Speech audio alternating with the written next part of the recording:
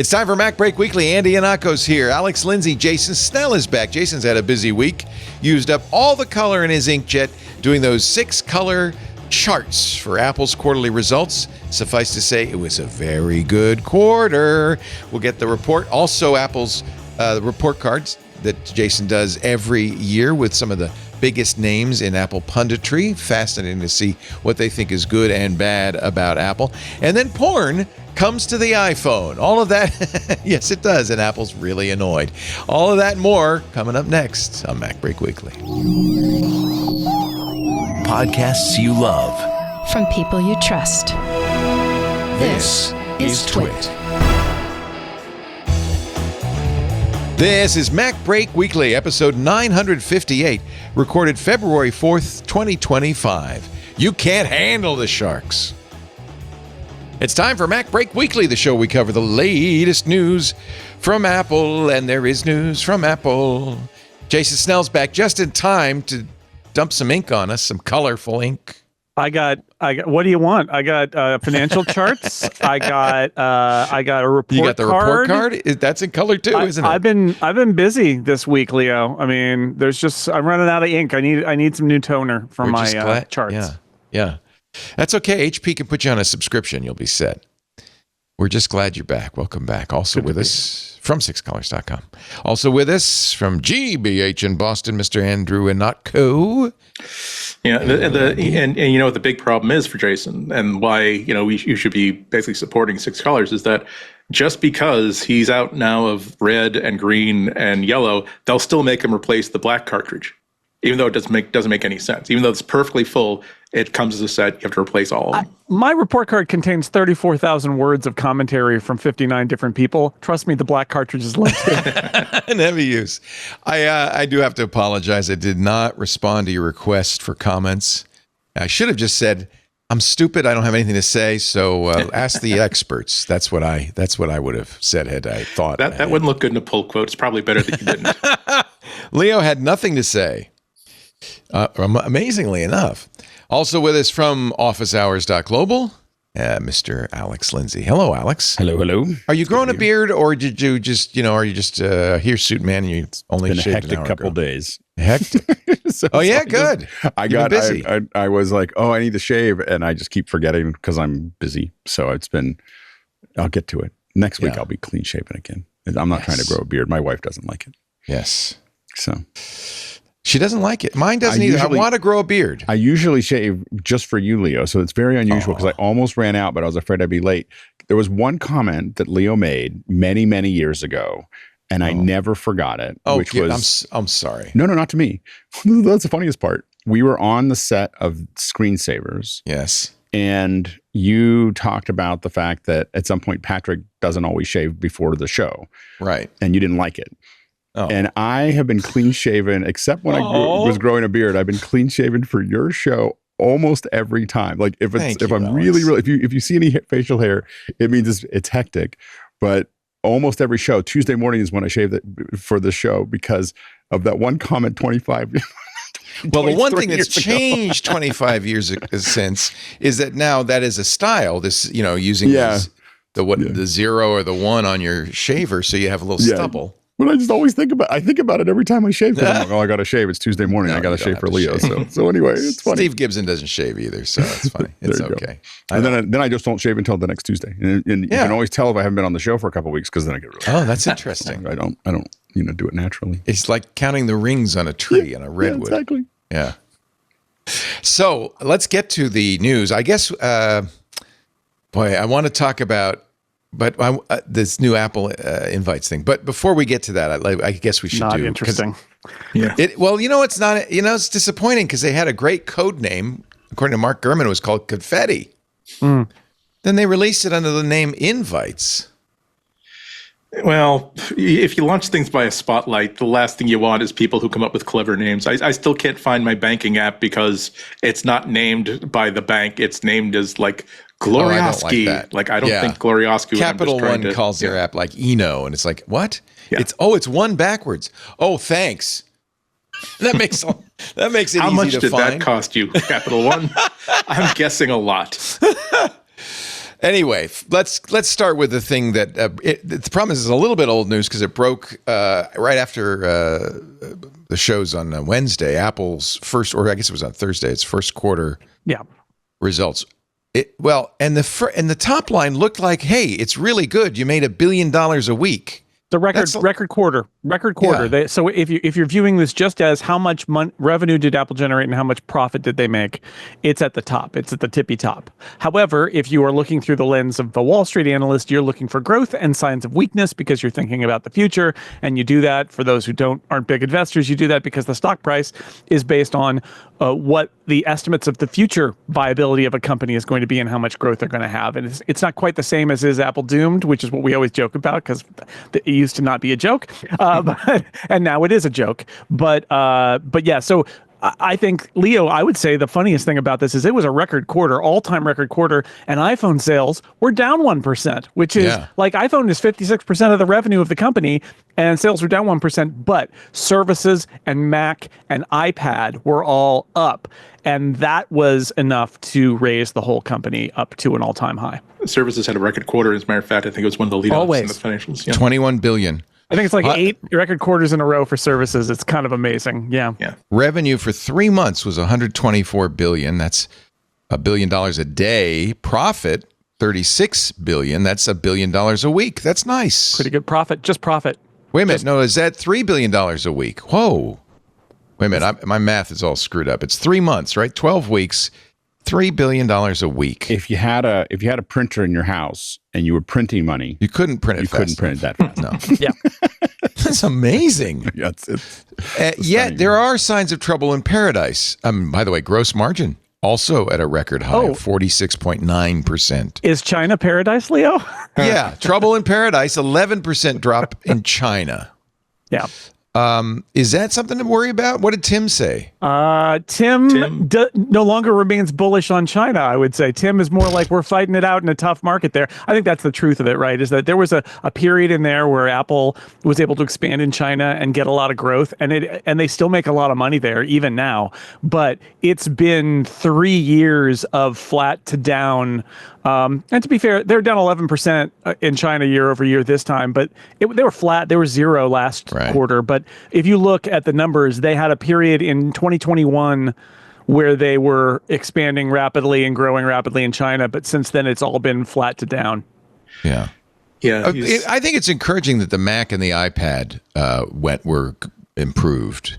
Services, I'm not so worried about. Mac, in fact, I think Mac is really interesting because although we can say MacBook Pro with M4 and Mac Mini, and people bought a bunch. It really was for as small as the Mac Mini market is, it did kick off a Mac Mini buying cycle. There's no doubt about that. But the thing is, the MacBook Pro, there was an M4 MacBook Pro, but it's really not that different from the M3 MacBook Pro the previous year. And yet some combination.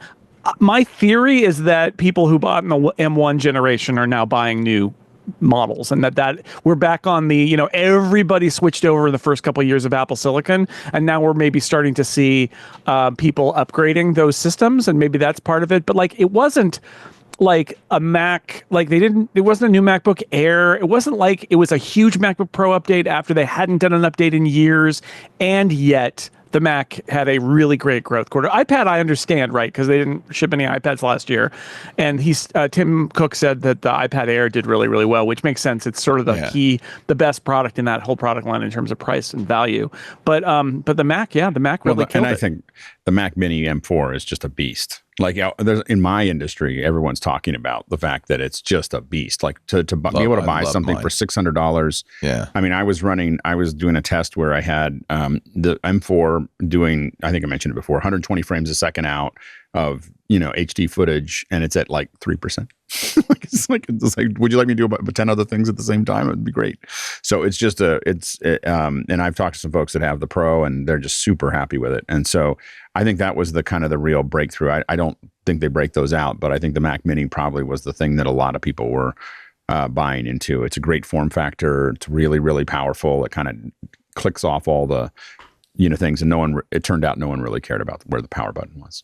The Apple ad, the no sweat ad, really kind of brings home what you're saying. And I think this is a smart ad. This is the weightlifter who's wearing M4 on his chest. Looks like it's AI generated, by the way. I don't know if that's a real person. I doubt Apple did it.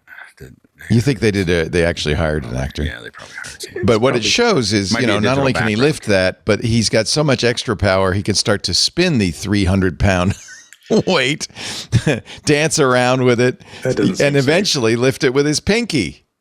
That's kind of what you were saying, Alex, right? Yeah. It's just another way to put it. Yeah. It's a pretty funny ad. And I think that the point is, this is obviously aimed at real people. Yeah. I think it kind of expresses that point. The hard part, I think the hard part for Apple is that they're going to have this big push, but if you're not doing a lot of work, the numbers it's is just going to be like going as everything fast else as it's going to go. Yeah. And I think that's always the challenge is that you get these big pushes and the people like me will buy potentially many of these.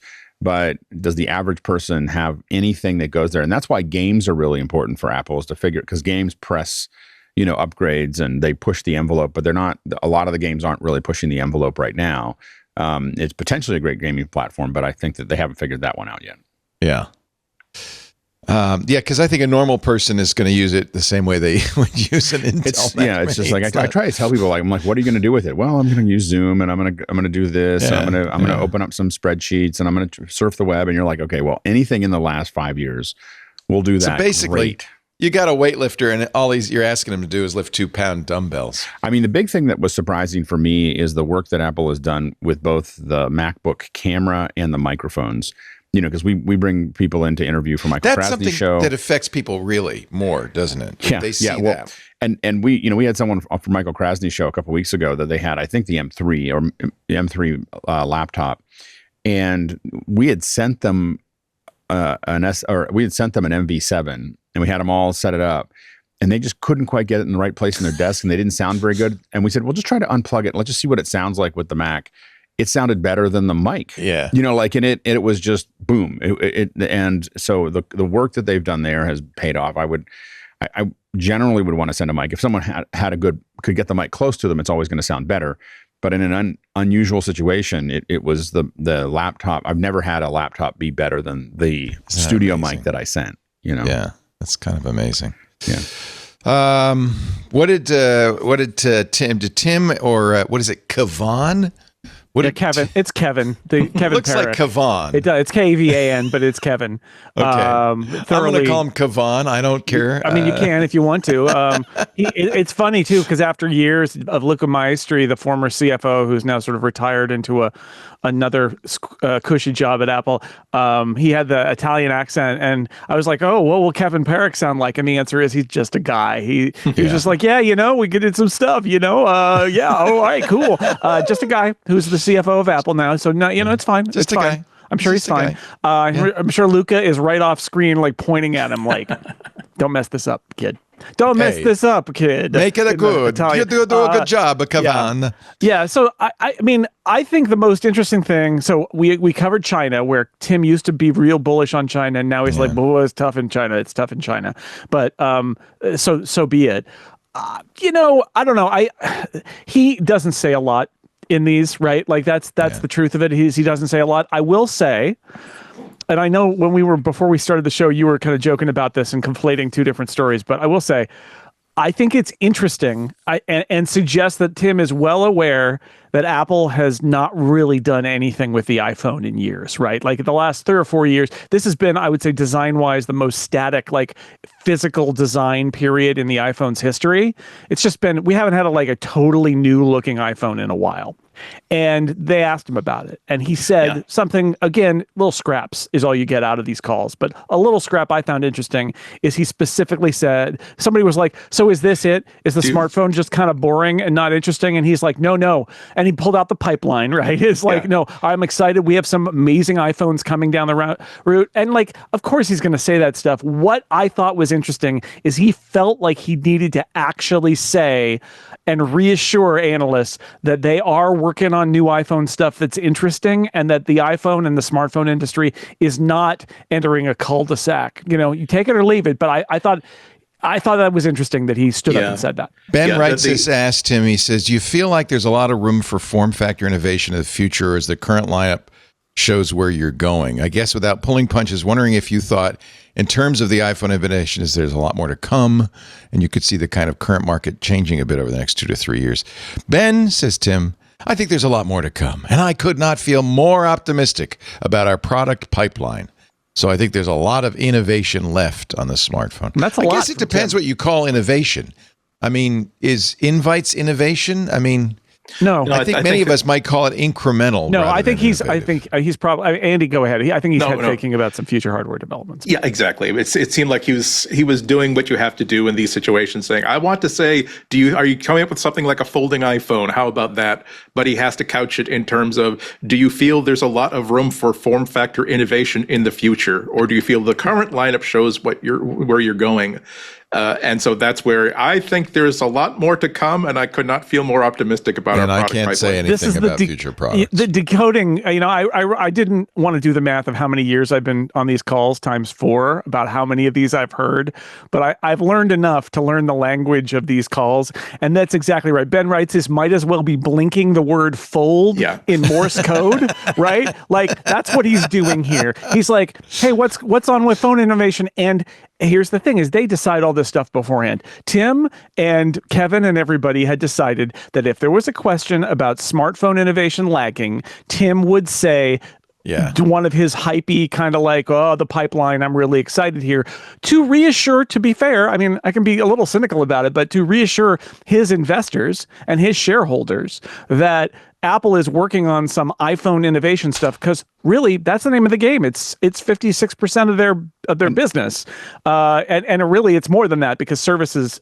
comes from the iPhone primarily too. So yeah, it's telling that they wanted to make that disclosure, and it does dovetail with everything Mark Gurman's been telling us, that they're working on that thin phone for this year, that they're working on foldable prototypes. Like, there's a lot of that stuff in there, and they're never going to say anything. This is by far the most you will ever hear them. I mean, beyond him saying sort of like folding remains an area of interest or something, like he could say that maybe, but this is about as close as he's going to get. And I'm just going to do my weekly. The innovation that matters the most is the camera. There is nothing else. When I show someone a picture that I took with a recent iPhone or whatever, the only thing that has someone look at the phone and go, "Oh, I need to upgrade," is the pictures. It's all that really matters. Like, and when you talk about like folding phones or thin phones, that requires more camera innovation, Alex, right? Because they're like, oh man, we got to make that, because like they might be, okay, we've got the 48 megapixel in there in a standard iPhone thickness, we're good. And then they say, well, we're making it way thinner. And then it's like, all right, I guess we need to make that camera better again.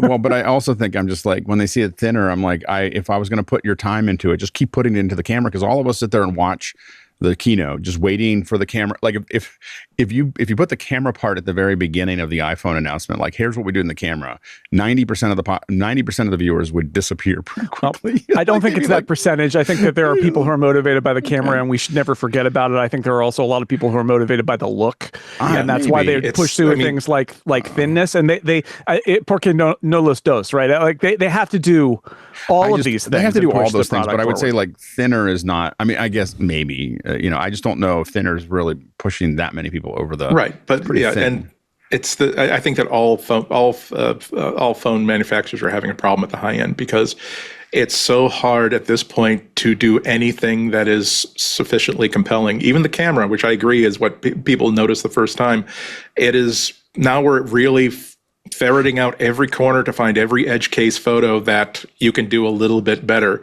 And it's so tight right now that it really is down to personal preference of what do you want your photo to look like, and what is the screen that it's being displayed on. Is it like a really super crisp, super oversaturated OLED screen, or is it a different kind of screen? Yeah. I think that one of the reasons why Apple and Samsung are both trying to get into super thin phones is because it gets people thinking that this is something that's brand new.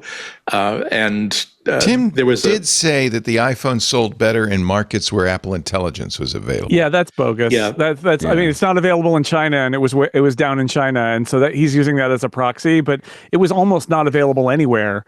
I most should of that also quarter disagree except with the that U.S.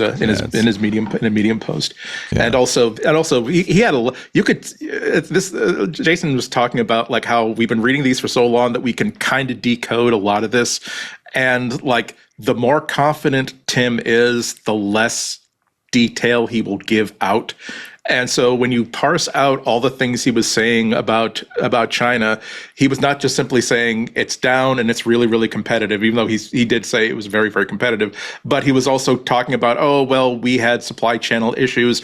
Also, there's dollars that haven't been applied yet that are already in. So they have a big, big challenge there where Xiaomi is leaping and leaping and leaping, and they're taking those gains out of Apple's pockets, and Apple doesn't really have a good solution to that yet. Did they ask him about tariffs at all? Yes, and it was the most Tim answer ever about any of this stuff that's about politics, that's about Trump, and I will quote him directly, this is his entire statement on it: "We are monitoring the situation and don't have anything more to add than that." That's it. No comment. It's probably smart. I mean, what are you going to say? Yeah. Well, people complain. I mean, Tim Cook is a politician in a lot of ways, and he is managing up. And the person the person he's managing up is the president of the United States. Okay, what a job to have. I mean, if you've ever had a problematic manager that you've had to deal with, who's your manager, and you have to sort of like steer them and know what buttons to push and what buttons not to push. Now imagine doing that with the president of the United States. You know, that's Tim Cook's. There's only one person worse would be Elon Musk. Yeah, that's Tim Cook's job for now, and Tim is also probably, I think one reason Apple says we're going to buy more ads on X. I think one of the reasons Tim spends so much time with Donald Trump is that he doesn't want to get told that there's been a reorg and now he reports to Elon Musk, right? I think that's true. It's just a matter of time. It serves him. Commenting on tariffs does not serve him publicly at all. So he'll just shrug it off. And the tariffs are currently 10% on China. There were rumors that maybe TSMC would be tariffed in Taiwan. Well, and interestingly enough, that has not India's happened. And he backed. Yeah, Trump backed down on both Canada and Mexico. So maybe the tariff thing is. Somebody asked them about making phones in India, especially, and why they do that, and is their goal to have this stuff be in market? They're building for the market, and he said it very clearly. He said, when we build a factory somewhere, the scale that Apple requires means that it's not for domestic consumption only, right? Like that they can't, if they build a factory in India, it's not just for India, because Apple's never going to build a factory so small and build up a supply chain and all of that so small that it just serves a single country. And so, when they build phones in India, they'll ship those phones around the world. Yeah, but you're going to build it in the country that has the highest tariffs because that will be the least cost to you in that country. For now. Yeah. But you're going to but you're also going to hedge, right? And that's part of it too. Also, again, keep in mind that the last time the tariff thing happened with Apple, I believe Tim Cook basically went to Donald Trump and said, if you do this way, it's going to advantage Samsung, a Korean company, over Apple, an American company. And the answer was, we'll fix it. We'll fix it for Apple so that doesn't happen. So we'll see what the impact is on Apple in the long run. But if Tim is in Trump's good graces, they may skate on this. Because, I mean, we saw this week with the Mexico and Canada tariffs that, they were going to take effect until suddenly there was a negotiation and they weren't. There's going to be a lot of that stuff where it's kind of for show. It's kind of to get concessions. It's a threat that's met with a response that maybe makes he wants to come out looking powerful and strong, even if the net result is nothing. And there's going to be a lot of that. Yeah, and it's not going to be a problem that's going to be able to go away no matter what Tim Cook does, because I mean when Trump was talking about tariffs on TSMC, Apple was down 3% because the market is like, I don't know, we don't know how this is going to turn out. We would much rather. Given that we were already a little bit soft on Apple to begin with, the stock price is down over the past year and a half, I think. This is another reason for a lot of analysts to devalue the stock and to basically make people nervous. And Apple collectively needs to address that. I don't think Apple needs much from the stockholders right now. But I would say that the tariffs are dumb. And he said he was going to do it. He didn't say for how long, so he's done the tariffs. And then the question is whether he just goes, well, we got something out of it, and then we get it out of the way and go. Yep. Like I just think it was a populist thing to say during the campaign. He fulfilled the promise that he had. He didn't promise how long the tariffs would run. If he gets something that looks anything like results, he'll stop doing something because it's a dumb thing to do. Like, and so eventually he'll either stop or he'll just keep looking more dumb. So it sounds like it was a very good quarter for Apple, despite China. So all-time record $1 billion record revenue. I mean, if your holiday quarter at 3 days. Apple can be an all-time record, then that means it's a good quarter because that's always the goal. Yeah. This is the big quarter. This is the one they have to do well. Yeah, they're in their product categories. They're a very seasonal business. There's a lot of revenue that's driven because people are buying hardware in the third quarter. It's the new iPhone quarter. And it's just 2 weeks of the new iPhone, though, right? It's not a huge. No, this is the rest of the new iPhone. This is October, November, December. Weeks. So this is a big spike. And if you look at the iPhone numbers, they're very seasonal. They sell a lot of iPhones in that quarter. But even something like the iPad and the Mac shows some seasonality. But the iPhone especially is seasonal. Businesses that run their run on the 12-month curve, of course, are going to buy a bunch of stuff in December. So that's usually you see. And also there's a piece of good news with Canalys. I think when the iPhone market analysts issued their latest report that said that the iPhone 16s had a stronger opening buy session than the iPhone 15 did last year or the year before. So that would indicate that, people are going for the iPhone 16. Yeah. Well, though it remains to be seen whether people are specifically going for Apple Intelligence or not. But nonetheless, more people were buying iPhone 16s than the 15. How about Apple Intelligence? Because Gurman is saying, and I think I'm saying, and a lot of people are saying Apple Intelligence is kind of disappointing. That it is not as intelligent as, in fact, it's even less intelligent than it was. Sure. And Siri was. So that's pretty common. Did he respond to any criticisms? Was anybody critical? Not really. And you could see how much faith he had in Apple Intelligence by how much he put into his opening comments about Apple Intelligence. He did get kind of a parallel question about Apple Intelligence, but basically he just stuck to, hey, we're really happy with how it's doing. People are really going for feature A, feature B, feature C, and in April we're going to be expanding it to more countries. That's going to be great.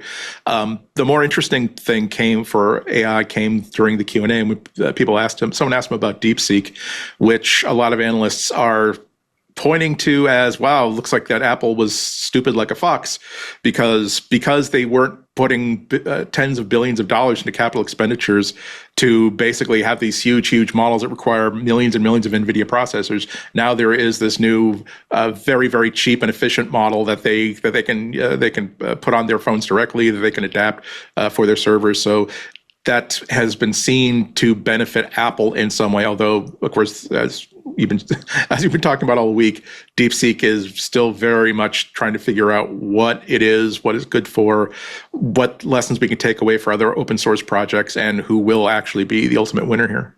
Yeah, The thing that I'm most keen to see is if this gives Apple a way to get Apple Intelligence running in China. So if they can basically use DeepSeek, which would work for them because it is open source. They can say that, hey, look, we examined all of this code. We know how it works.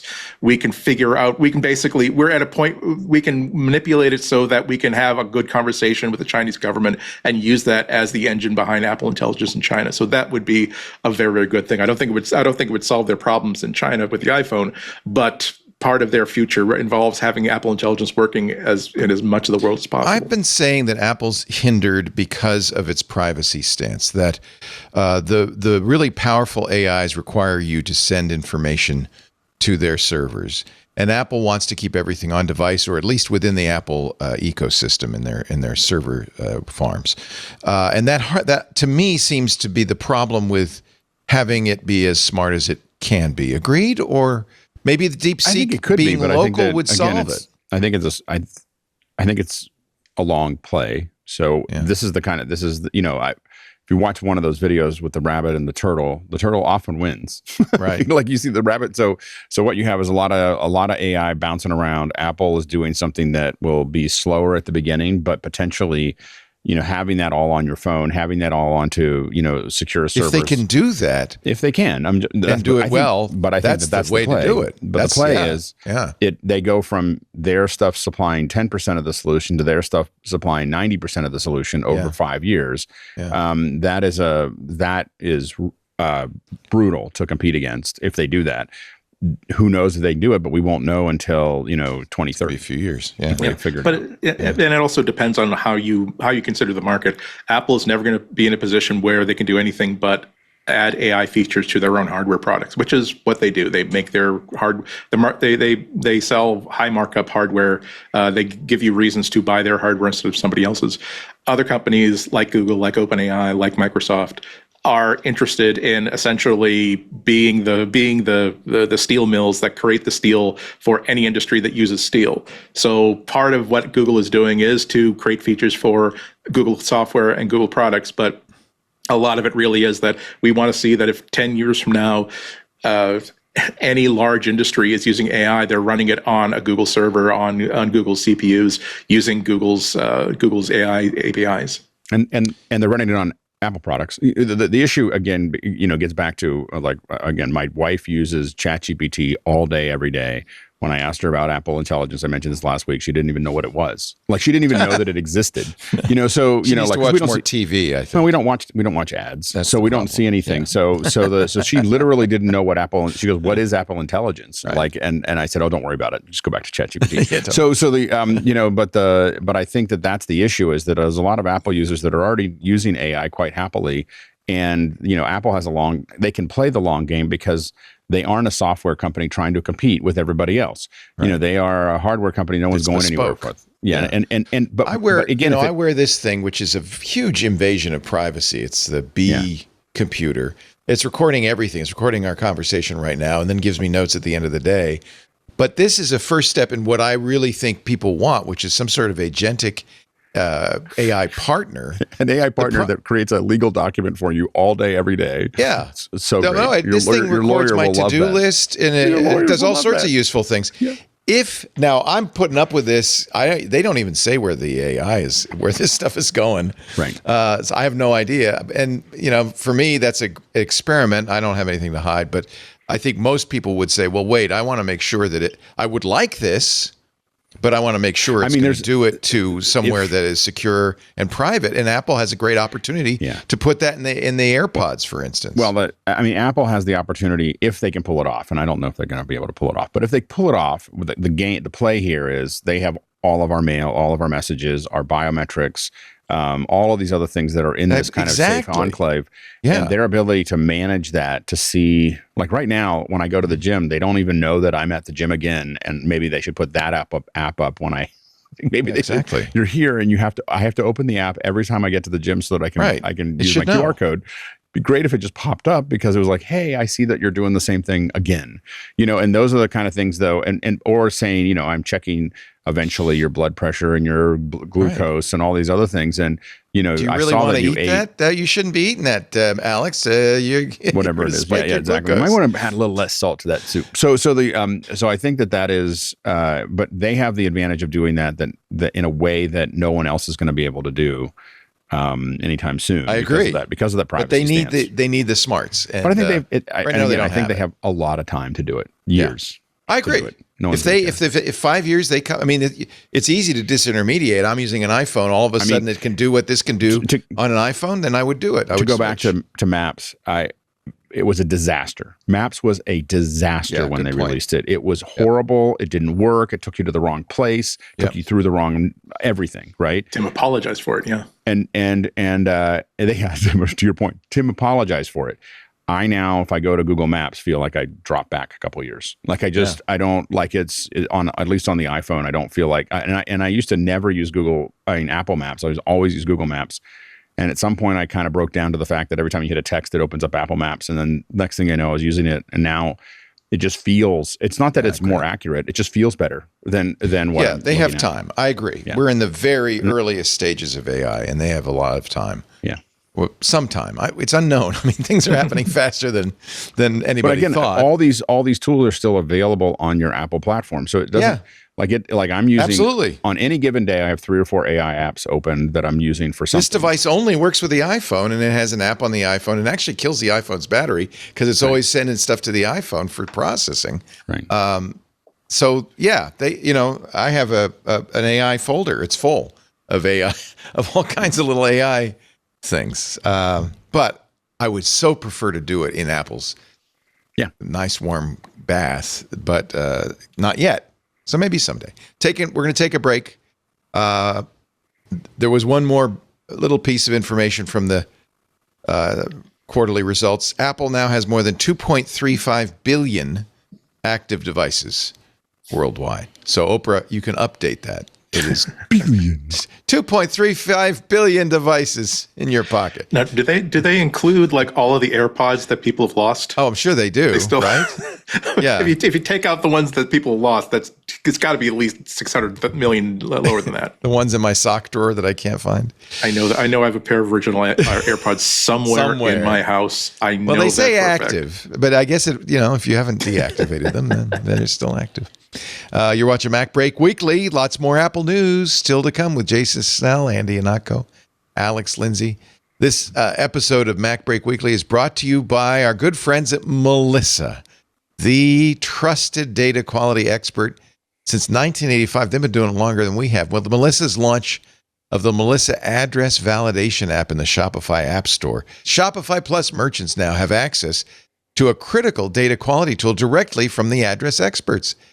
Key features of the Melissa Address Validation app include real-time address validation. Customers are notified immediately if the address they enter contains errors or needs correction, which is great for you. It prevents shipping delays, reduces return rates.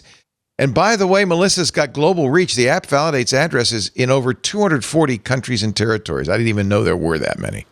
240, standardizing them according to local postal regulations. Even if Google's auto-suggest is enabled, Melissa's app can correct better than Google can standardize addresses, can add missing components like postal codes, ensuring compliance with local formatting rules. It's CAS and SERP certified, which means the address engine is certified by the United States Postal Service and Canada Post. So great validation for North American addresses. But again, it's global. It's everywhere. You also get smart alerts. So as your customer is shopping and then checks out, the app in your Shopify account, the app will provide a warning on the thank you page if there's a potential issue with a shipping address, which gives the customer one last chance to update the information before the order is processed. Frankly, I wish everybody had this.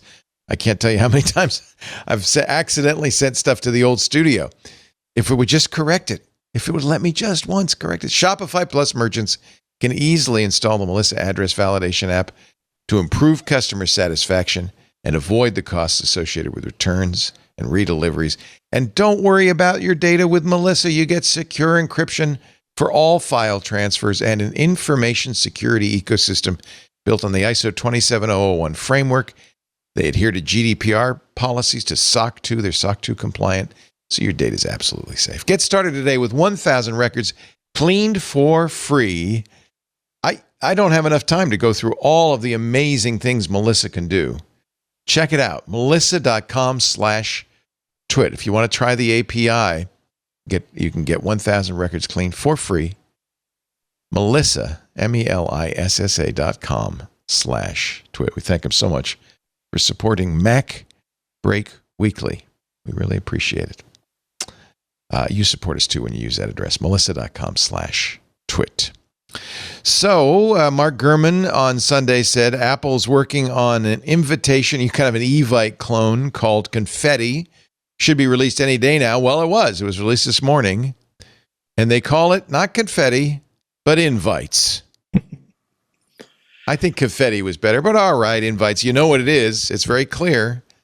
Jason, it looks like you've played with this. Yes, I have. Yes. I have both invited and been invited. You have a flash mob coming up. I do, and Alex invited me to a rock band concert. So nice. Everything's coming up. I haven't gotten to Leo yet, but I was trying to do it before we got to it of inviting people. I invited Andy too. Do I have to install it on my phone to get? So you have to be, to use invites, you have to be an iCloud Plus subscriber, which means you actually need to be paying for iCloud storage, or in the Apple One bundle will work too. Okay. So that's an interesting little quirk. And then everything else is coming to, it's a link that just can open in a browser. I just got an invite to Rock Band concert. Oh, how exciting. Thank you, Alex. Exactly. Yeah. I'll be there. And they've tied it into all their ecosystem stuff. So there's you can have a shared album of pictures from the event. You can have a playlist. Oh, that's a nice idea. So the shared album is that's the dark horse. Like, that is hard to set up. So we don't know yet because nobody's. Yeah, but February 11th, you're going to have that. You can put a photo in if you want concert. now. Once you've accepted it, I put one photo in from mine. But if you accept it, you should be able to post a photo. As someone who does a lot of events, shared photos easily done by an average person without a big service is not trivial. Well, Google figuring out who can do what. Google can do it, right? And what was we had our Tech TV reunion, and that was a service like party time. What is right? But it's always been a separate service in a sense that, like for an Apple user, just being able to open this up and have it be easy and be able to do the thing, and it feels about the same. But Apple Maps is about the same as Google Maps too. We just talked about that. Yeah. The thing is if it's on your computer, if you download invites, Apple's going to probably do some PR around it, and Apple you can share music playlists too. It looks like, right? Okay. Is this an actual event? I'm gonna say I'm going. It is actually an event. Okay. So Carlita says, looking forward to it. Yeah. Jason Snell says, I like rock bands. So we've got a little text thing going on. Yeah. Yeah. I'm a maybe, so So where's this coming through? I should say maybe. Yeah. I texted it to you. So that's the so one of the things that it works to you, Landy. Yeah, one of the things about how this works on the inviter side is you have to add people one at a time, and then you can choose to send them via messages, in which case it slides up a sheet in the app and you send them a message with the link, or an email and it slides up a sheet and you send an email with the link, or you can grab it and put it on your clipboard, and then you have to go manually put that wherever they're going to see it, and then they accept on the web. Email to reply. Okay, contact this the is host. Cool. Okay. It also shows here. You can pull up my screen. There you go. It also shows their weather for the event, a map of where to go. It's not. Can't. Oh, it's not. Yeah, I'm using the iPhone sharing, and it's not really sharing. Oh, here. let me. No, it's not your fault. I think it's the iPhone sharing. I will give them credit that getting this invite via text message, it looks very, very pretty. It doesn't look like you don't get a pretty background. You don't get any fonts. You just get stupid, unprotected SMS text. Oh, you even have an Apple map telling us how to get there. Yeah, Apple Weather with the weather forecast for the event, right? Yeah, it's for the date of. That's really changing. Sign in with Apple account. Okay. Yeah, that's the only problem is my email is now my Mac address, which I don't really use, but I guess it shouldn't require you to do that. I think that was part of it. It asks, but doesn't. Don't have an Apple account. Create yours. Oh, I'm approaching this simply as a user. Yeah, who only understands what is shown to me, and which is why I sent it to you. It said sign in with Apple account, and there's no option other than that. Verify. I have to verify email to reply.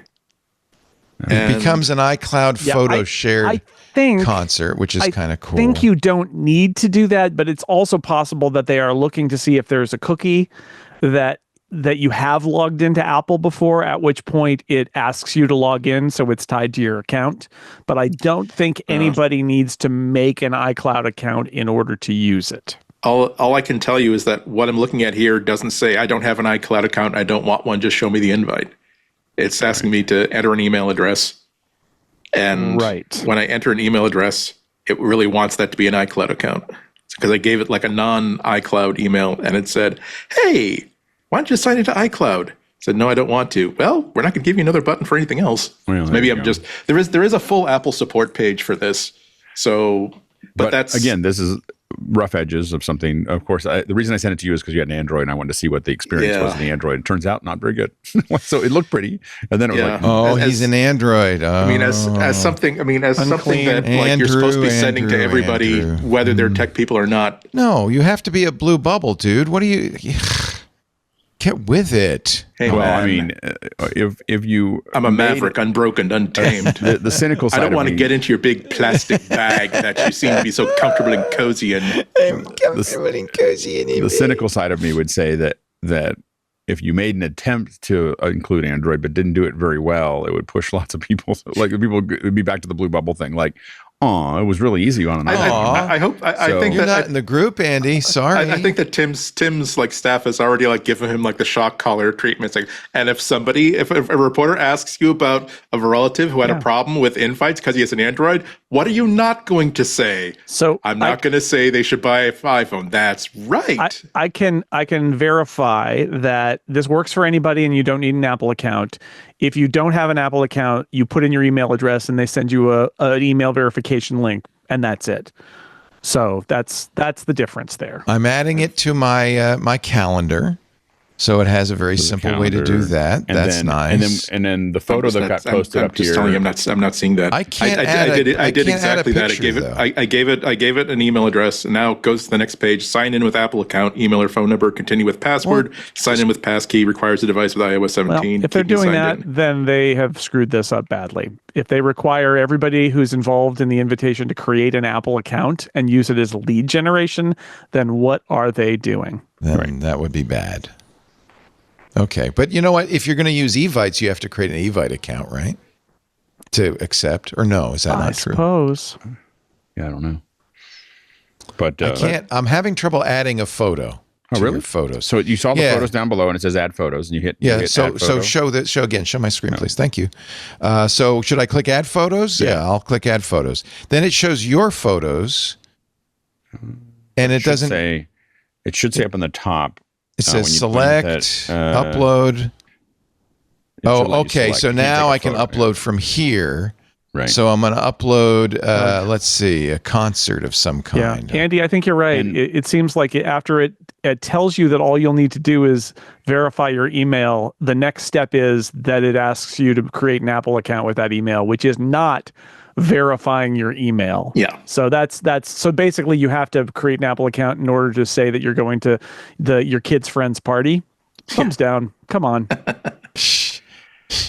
Yeah, well, but you know what? Everybody who's anybody is in Apple. Yeah, right? but they should have, am I right? They should have I get the idea that you want to capture people if they've got an Apple account because then it ties everything together and that's, it's really great. But like, if all you're doing is trying to say yes to your kid's friend's birthday party, having to fill out, and you're not in the Apple ecosystem at all, having to fill out create an Apple account in order to do this with all those boxes that you have to fill out, that's ridiculous. Come on. And did you upload something, or did you have trouble? I'm uploading some pictures of Bret Michaels, I think.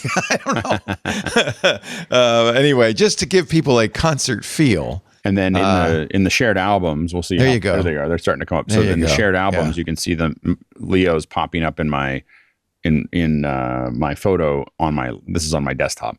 So it those showed up. Nice. So it showed up in the folder. Yeah. And the reason that's Madonna, I think, punching somebody in the face. But I think that what's interesting about that is a lot of us want to do things where we display lots of images, like we select them and display them in a on screens during the show, during the event. And so having a shared album that isn't no, I love that. All the other ones are a little bit, and I haven't done it for years. So it was like 5 years ago, we kind of gave up on doing that because it was all quirky. Like there's all these quirky services that did this, and being able to give everybody an event and having them all put it in. I mean, it's not going to work for a stadium, but for a party, like a wedding, having 150 people posting images to it. And then you end up with all those images, right? So as a bride and groom, you get all these great As images. one would expect, it works best with people who are on iPhones. Yeah. And if Johnny wants to come to the party, Johnny darn well better get an iPhone. No pressure. No pressure, Johnny. I like it that it comes as a text message. Obviously, one of the reasons you need an iCloud is because the photos are being added from Apple's Photos, right? I don't know if you can add them from Google Photos. No, you can. I'm about to do that exact thing. Okay, good. Okay. I think this is nice. I think this is really nice. As I said, we used for the Tech TV party a similar third-party app, and you had to make an account, but you could then upload photos, but they all ended up in a text stream. Right. And this is just this all is nice because now it's it's in my Photos album. We should say it's iPhone only, but you can also just do this from the web. You can make an invitation from the web. If you're an iCloud Plus subscriber, you can just go to iCloud Invites, iCloud.com/invites, and you can do it there. I think it is nice. My question is going to be, how is Apple going to keep this up, or is this going to be like clips and cards and all sorts of other things that they ship and then they forget that they exist at all? Because it's fun. I'm also a little surprised that what they're doing is an Evite. I thought they might try to tackle like, let's all get together, kind of more broad, like maybe a little more businessy, and they're like not interested in that. I guess it's very much just, I'm having a fun event. Let's share music and photos, which I think maybe it is more Apple-y in some ways. If you look at the sub 18-year-old group, that could be a pretty powerful, mix of people to make this really easy for them to just throw something together. I could definitely. I'll talk to my my experts, my kids, after the show and see what they think of it. But if they would use it, but I think that the music and the photos and all that stuff really fit into the teen category, which is their largest segment of users. So nice. I don't know. You have teens. I don't have them anymore. They're all adults. But my sense is that teens kind of don't like big tech and kind of, it's not kind of cool to just use an Apple thing. They want to use something kind of. Well, they do it on TikTok if they're possible, or Snap or something, right? It's just that these other ones don't have this. They don't have it, and so it all depends. I mean, I think that they're still pretty heavy. Talking to my daughter about it, she said it is softening a little bit, the Android thing. Like, it's a couple years ago, if you talk to my kids, they were like, everybody's got an iPhone, or people are, no one wants to come in with a green bubble. Now it's like, there's like half of her friends are on both. So it's a little easier. So it'll be interesting to see how, but I can see that for kids that have most of their friends on iPhones or willing to put an email in, I could see how this would be really easy for them Jason, to do. if you had just used this for inviting me to participate in your 6 Colors report card, maybe I would not have forgotten it and blown it off. Now it's too late. It's too late now. The 6 Colors report card is in. You go out, you ask writers, editors, developers, even podcasters what they think about a broad variety. You have a series of questions you ask, 14 different subjects. You ask them to rate them on a scale of worst to best, 1 to 5, and then text commentary. So let's go through the report card. Sure. Anything of interest that you noted from your experts? By the way, Alex and I both blew you off, but Andy did it. So thank you, Andy, for representing. Thank you, Andy. I missed it. It was an honor just to be invited. I'm embarrassed. I don't know how I missed it. And Jason only had to remind me. I sent you a few emails. I apologize. I just feel like I don't have anything relevant to say. I mean, honestly, I love doing those, so I literally didn't see it. So when there's 60 different people, your scores aren't going to really change things. It means that you don't get quoted. What did I take away from this? I think the Mac really is at an all-time high, in not just in sales, but in terms of people. Like, if you look at I've been doing this 10 years now, so I've got 10 years of data, which is amazing. And you can see the trough in the late 2010s, mid to late 2010s on the Mac side. Yeah. And the Mac is, it's got a 4.2 out of 5 average now. And it's like, Apple Silicon brought it back to life, and it's still at this high plateau after a really, really rough 5 or 6 years. And then hardware reliability, somebody said, I forget who, like, hey, there were no gates this year. That's another place where Apple's killing it. It is very funny to think that Apple is basically better at hardware than at software, but it's really been better at hardware than software for quite a while now, for probably a decade. That the software is kind of old, and they've struggled with aspects of their software, but the hardware, honestly, I think has never been better. And then on the other side of it, it wasn't an all-time low for developer relations, but it was the lowest since the first year of the survey, which was in the depths of some real App Store disaffection when Eddie Q was running the App Store before Phil Schiller came back or was given the control of the App Store and did some reforms.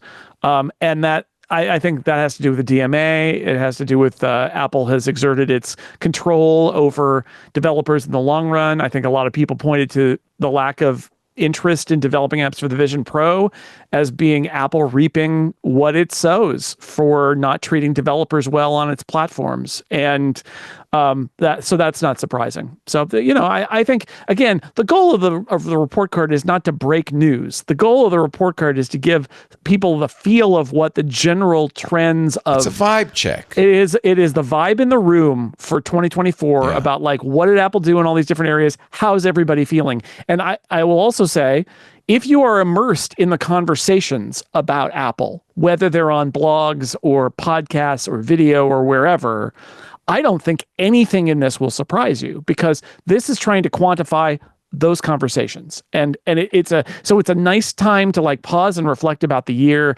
get everybody's take, check everybody's temperature on it, and see maybe how it's changed over time. And so that's what it is. The developer report card, I think, is very valuable because you talk to a lot of developers. You've got Craig Harkenberry, Marco Arment, James Thompson, and Andy Anako, who says, if Apple treated all of its customers the same way they treat developers, we'd still be waiting for cut, copy, and paste on the iPhone.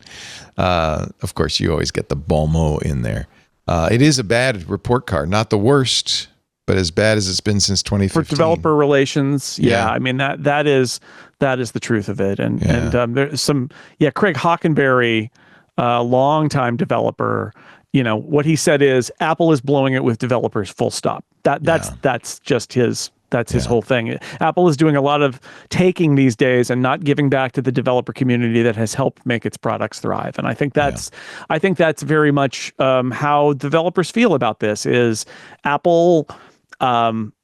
Apple's attitude seems to be very much that developers are getting rich on Apple's greatness in building these products, and never really acknowledging the fact that one of the reasons the products are successful and great is because of the thriving App Store ecosystem, which Apple takes credit for instead of all the content that's inside it. And that's a very extreme view, but I will say there are a lot of developers who feel that way. And so when the European Commission comes along and says, okay, we're going to change some of these rules in our region, Apple fights it, and they fight it by making claims about what the whole App Store is about that are, frankly, insulting to developers who feel like Apple has an opportunity to maybe mend some fences and instead is waging all-out war against being allowed, giving developers any latitude on iOS. So it's not great. It's not a great scene. And I think they're right about the Vision Pro. I think that's a great example where one of the reasons that there has not been a great experimentation by developers, because again, Vision Pro was never going to sell very well, but I think if developers were enthusiastic about playing ball with Apple and being a part of this, there would have been like more of an attitude of, well, I know it's not going to pay off now, but like it gets us, it gets us in good with Apple, and it lets us experiment with new Apple technology, and it's going to be fun, and we'll just do it.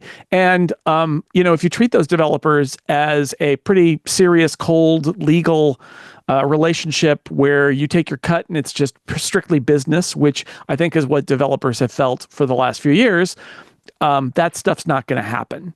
And it didn't happen. A lot of the sort of more, it's fun, let's try out this platform, the developers just don't feel that enthusiastic about their relationship with Apple. That is, and it can hurt you with new products. There seems to be some consensus that the Vision Pro is struggling because developers just don't trust Apple enough to develop for it.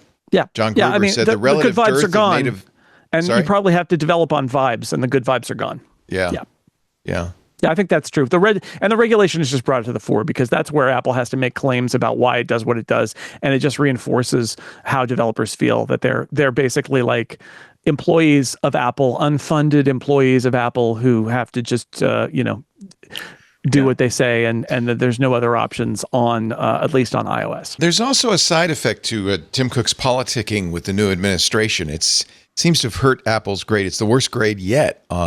Used to be their environmental social. Now it's their world impact. Yeah, because everybody it's the Rorschach test of the entire thing. People just read into it whatever they want. My goal with it, and I tried to be a little clearer with it this time, is the idea is Apple talks a lot about its goals and philosophies and how it wants to leave the world better than they found it and all of those things. And really, this category is, how do you think they're doing in those terms? And it's all over the place. A lot of praise for shipping carbon neutral products, including the first carbon neutral Mac, which is that Mac Mini. But it's tempered with the idea that they're going all in on AI, and there are some serious energy and climate implications for doing that.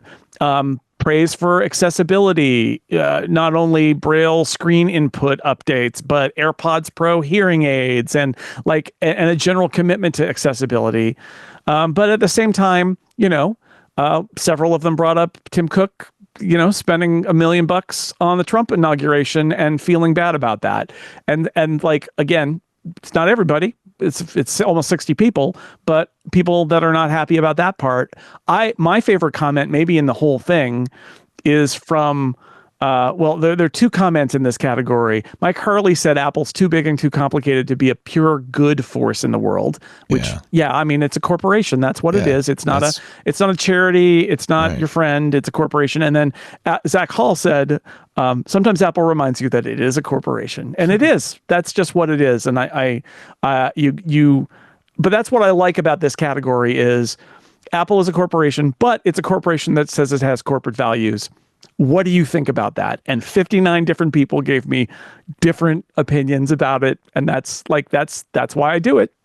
Yeah, I had to think kind of hard about this one, and I had to finally decide that next year's ranking is going to be a doozy, because we get to see, after a year of Apple working in this unique political and economic environment, what they're capable of doing, or how bad they can act. I ultimately decided that not enough has happened yet to have that affect the score. But even so, it was like, I got to take a point off. It's normally a 3. I think did I give it a 3 or 2? But anyway, I'm basically oh God, next year is going to be a tough one. And there is one thing that we're a year in, which is the Vision Pro, and it tied for the lowest average score with developer relations.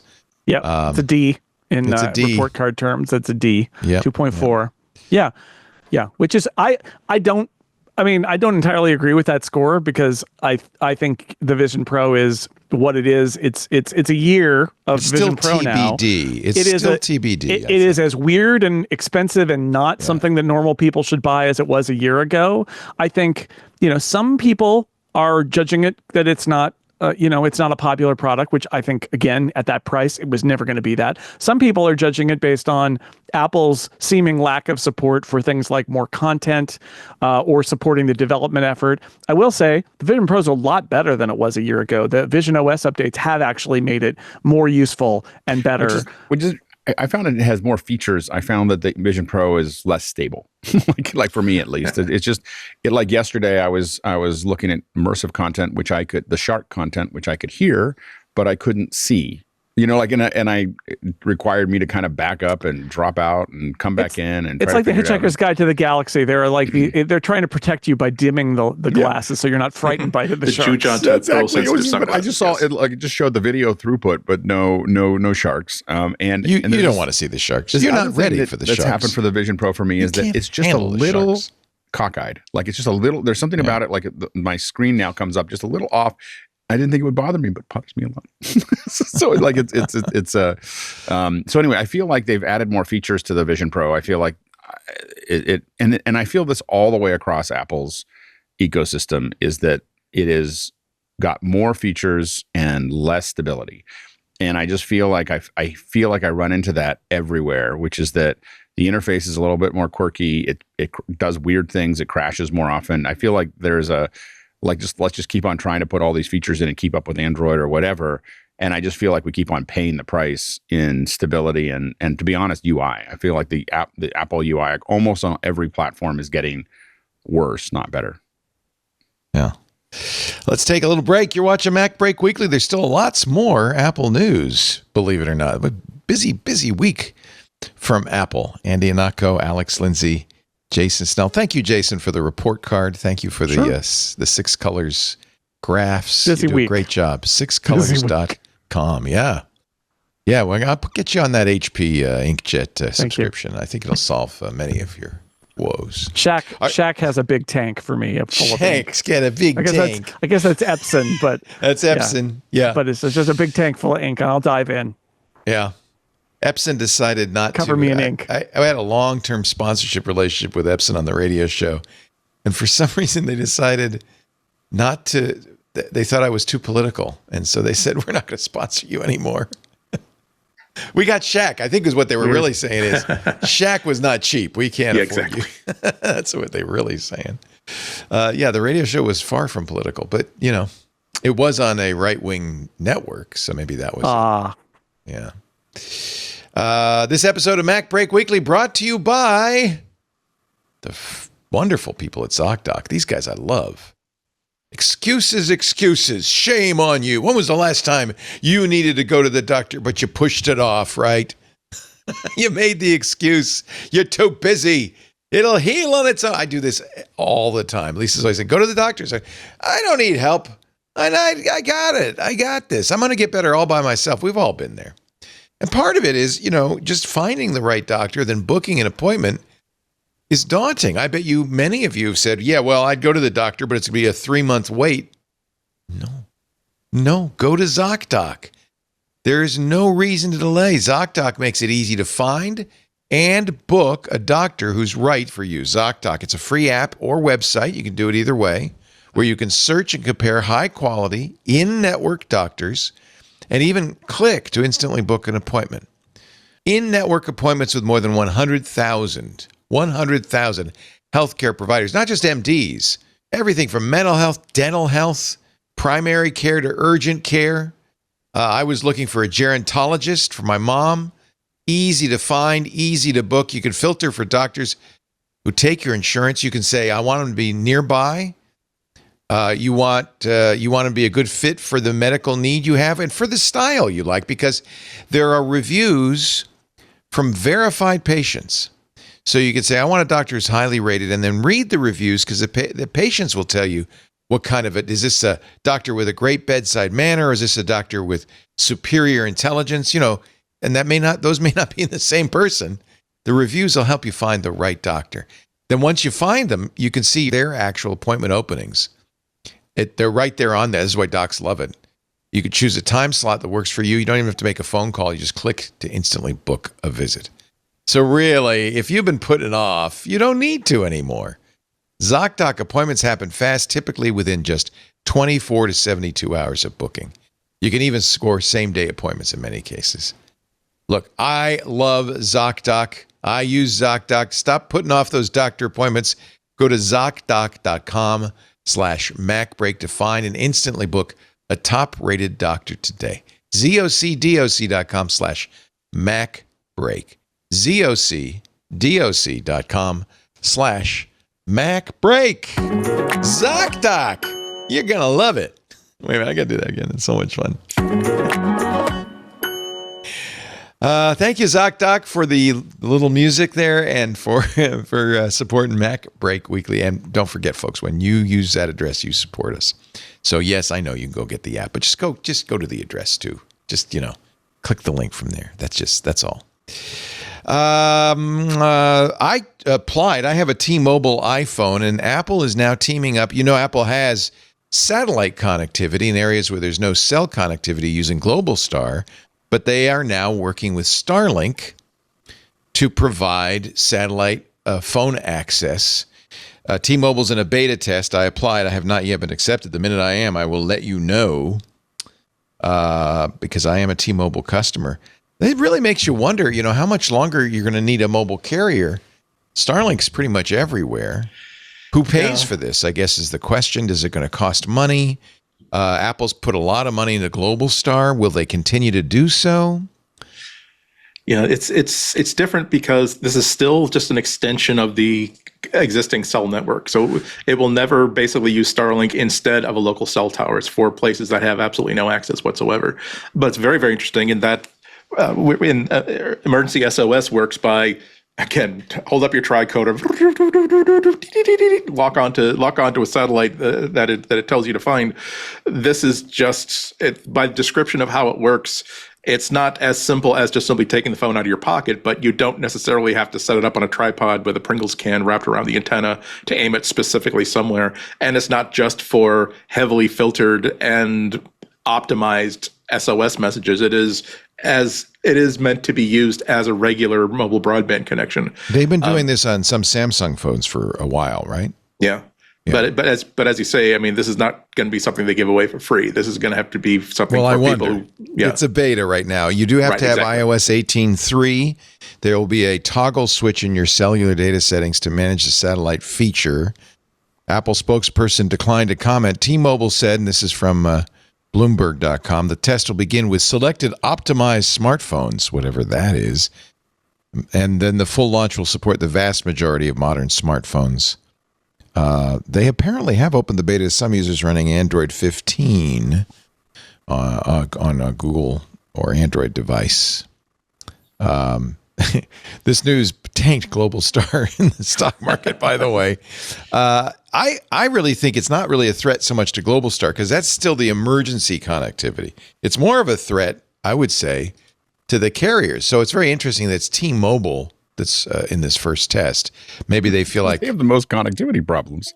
I mean, for a long time I had T-Mobile, AT&T, and Verizon. So you got a real good sense of what was good and what wasn't, and T-Mobile consistently has problems, like everywhere. I want to qualify what you just said because it's very dependent on your location. So that's true for where you are. It is not true for where I am. But for someone I have who travels also all AT&T, Verizon, T-Mobile. Yeah, but for someone who travels all over the world, I'm just saying that T-Mobile, like I had a lot of sample points all over the U.S., and I'm not saying that there aren't places where T-Mobile is super fast, and very effective. It's just that it's spotty. Like it's just a spotty experience. So that's all. And so of course that they would be the first one. And they're also the ones that tend to be the most aggressive because they're still they're on the outside curve, So they're going to be the first ones that want to make a deal and do something cool. So the initial version, just texting, that's all you get. SpaceX and T-Mobile say they plan to expand into all data and even voice calls in the future. US only. Something to pay attention to. I mean, I honestly, Starlink is well positioned to be. The problem is, don't you need a clear view of the sky? I think you do. I don't know how this would work. I don't think it's going to work the way your cell phone works for a long time. Like it's as a backup that I need to get a hold. I need to be able to make a phone call and I have to walk outside or do whatever. I don't think you're going to be able to pick up.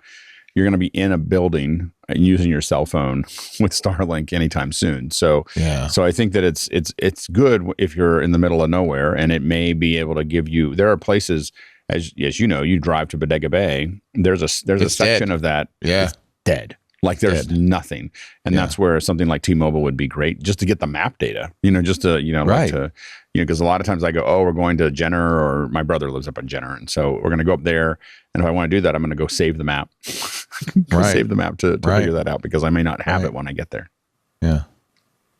This will be interesting. We shall see. It's the biggest change in cell phone connectivity since cell phones. It is, but I still think it's early on. I mean, I think that this is a decade away. Of us using it regularly. This is not something. I mean, this is oftentimes, and I think the problem when we're in technology is we see things. I talk about this all the time. We see things, and you think it's going to be next year or 2 years from now, and it's really 20 years away. It's just we have kind of a problem with Zoom. Also, we need competition in that space. We need different constellations. So it's not just Starlink that has access to basically global satellite connectivity. And Elon was nice enough to basically petition the FCC last year to say, no, we can't allow Boeing to add more to launch some of those satellites. It's too crowded up there. Too crowded. How are we going to get 20,000 more satellites of our own up there if you let them launch a test constellation of 4,000? Well, Elon does have now Brendan Carr, a very formidable friend in running the FCC and apparently running every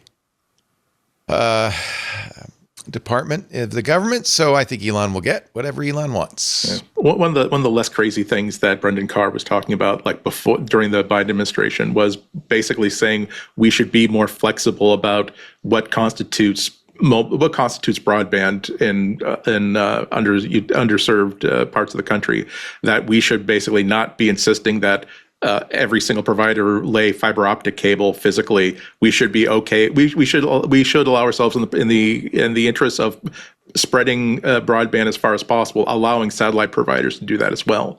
So that's, again, it's a bummer though. I mean, like, we figured out how to run power. We figured out how to run telephone lines. We figured out how to run plumbing to everywhere in the United States. The advantage of fiber. In the 30s, we figured that out. I know, a long time ago, we figured out how to do this, and we figured out how to make it work. And instead, what we're going to do is everything's going to be just a little crappy, because the satellite connection. I mean, I have a Starlink. It's not the same as fiber. And the thing is that it won't scale. And the fact that it's used everywhere will slow down us putting real connectivity in. And the thing is that people that I talk to are looking. There's a lot of people who want to move or do whatever. First thing they do is, people that I work with, if they're going to move somewhere, the first thing they want to know is there fiber? And so for small towns and rural areas and everything else, if there's no fiber, there's literally there's no chance that they're going to move there. And it's, because that's, and so I think that it's not good for the rural communities.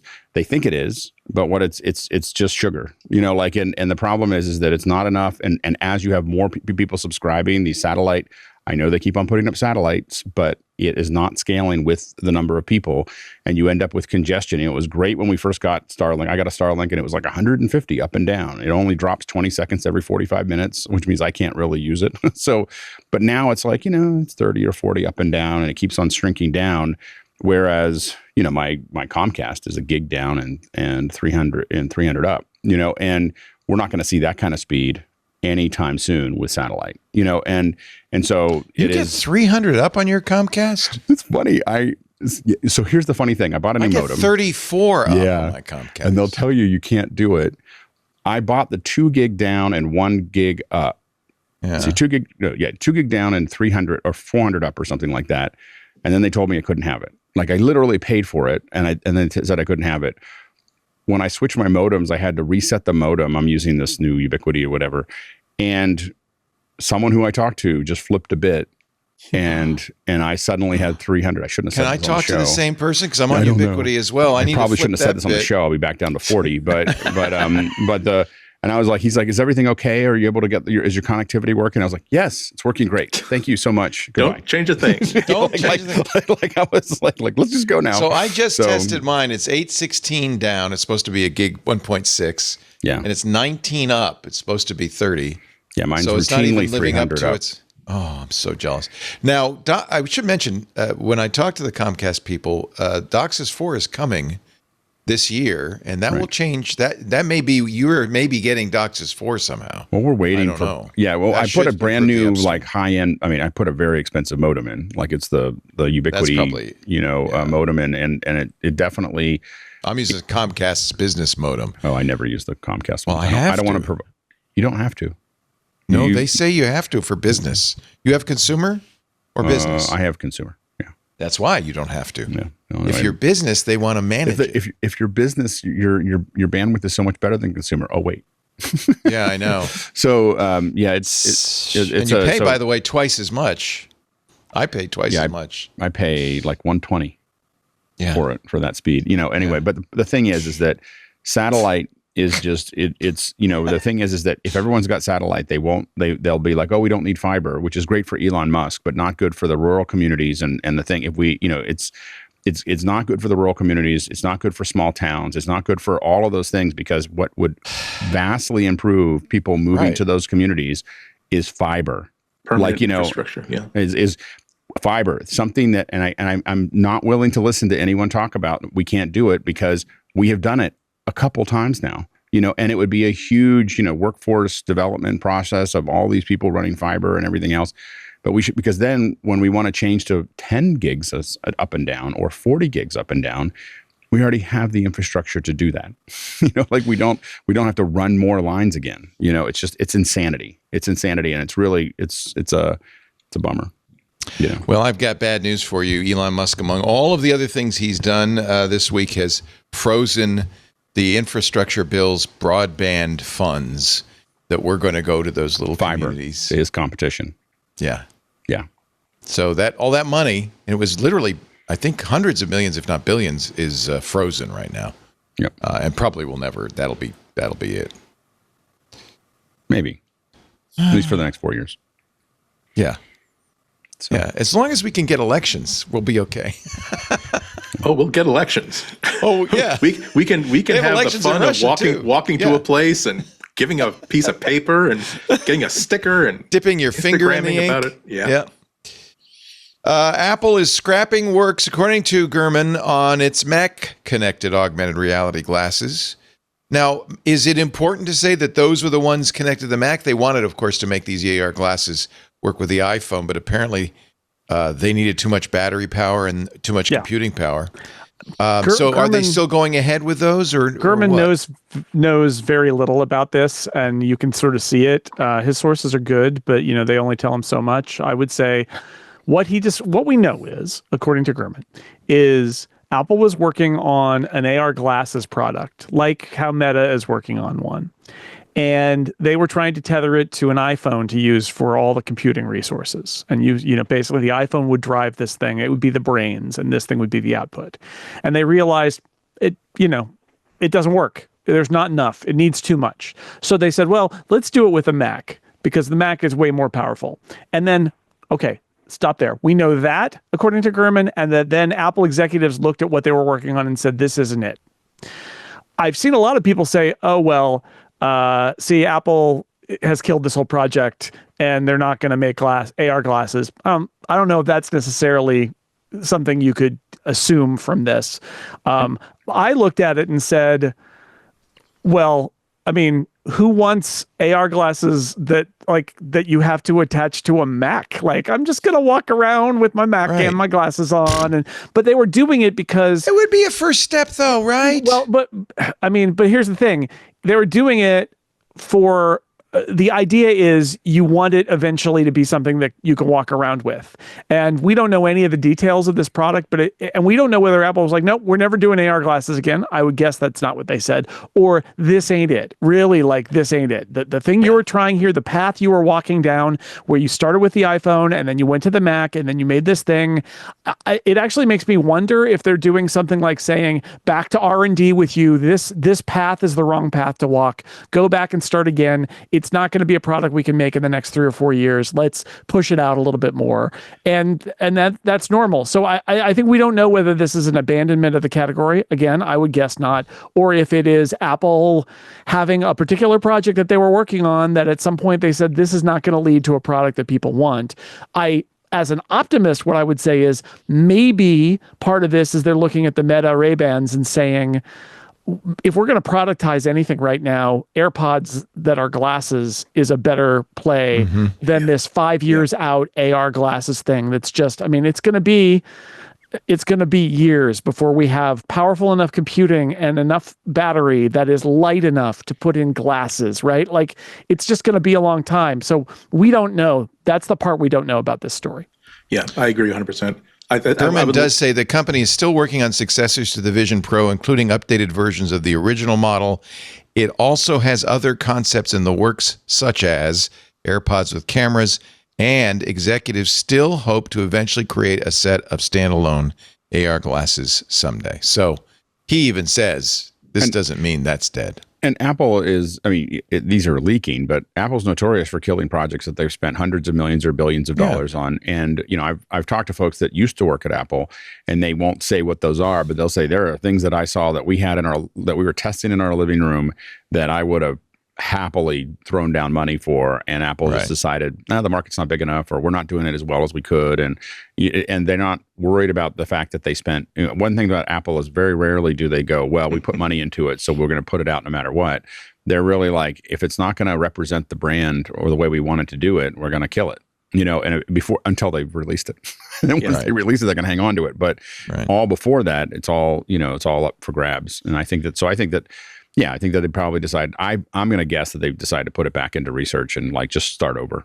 Take all the technology we figured out and let's rethink this again and build it up again. But it doesn't seem like nothing to panic about. It doesn't seem like they're leaving any money on the table by not having this product.